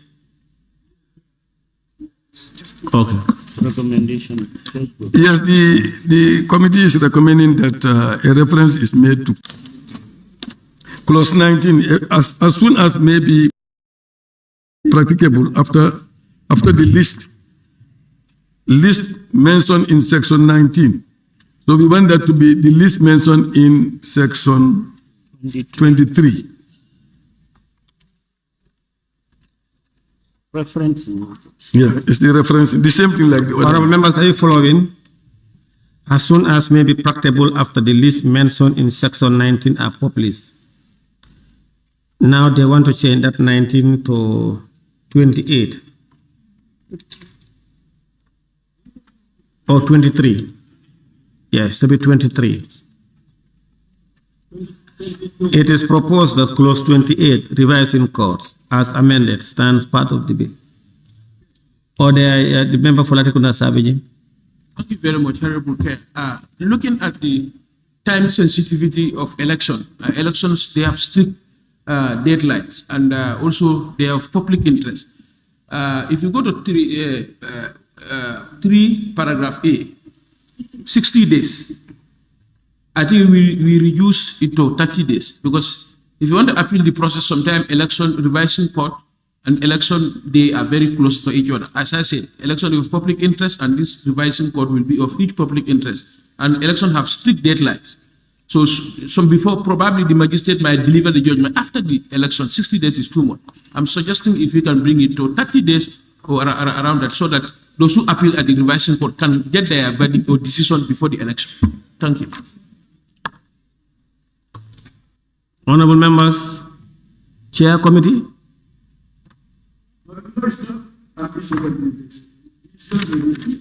Honorable members, you had the proposal from Member for Latakunda Sabiji. Attorney General. Yes. Chair. Chairman, we all know revising courts can be very tedious sometimes. And depending on the claim that the person is making, the court can take, if you make it too short, and you want to give a time frame to the court, it may bring difficulty. So that's why give at least 2 months for them to be able to come to a decision on a revising. I think that's reasonable. Yeah. It's okay. Is that okay with members? Okay. It is proposed that clause 28, revising courts, as amended, the proposal from the committee to change 19 to 23 stands part of the bill. Those in favor, please say aye. Those not in favor, please say no. The ayes have it. Well, honorable members, we want to suspend and adjourn for break and resume. The House now.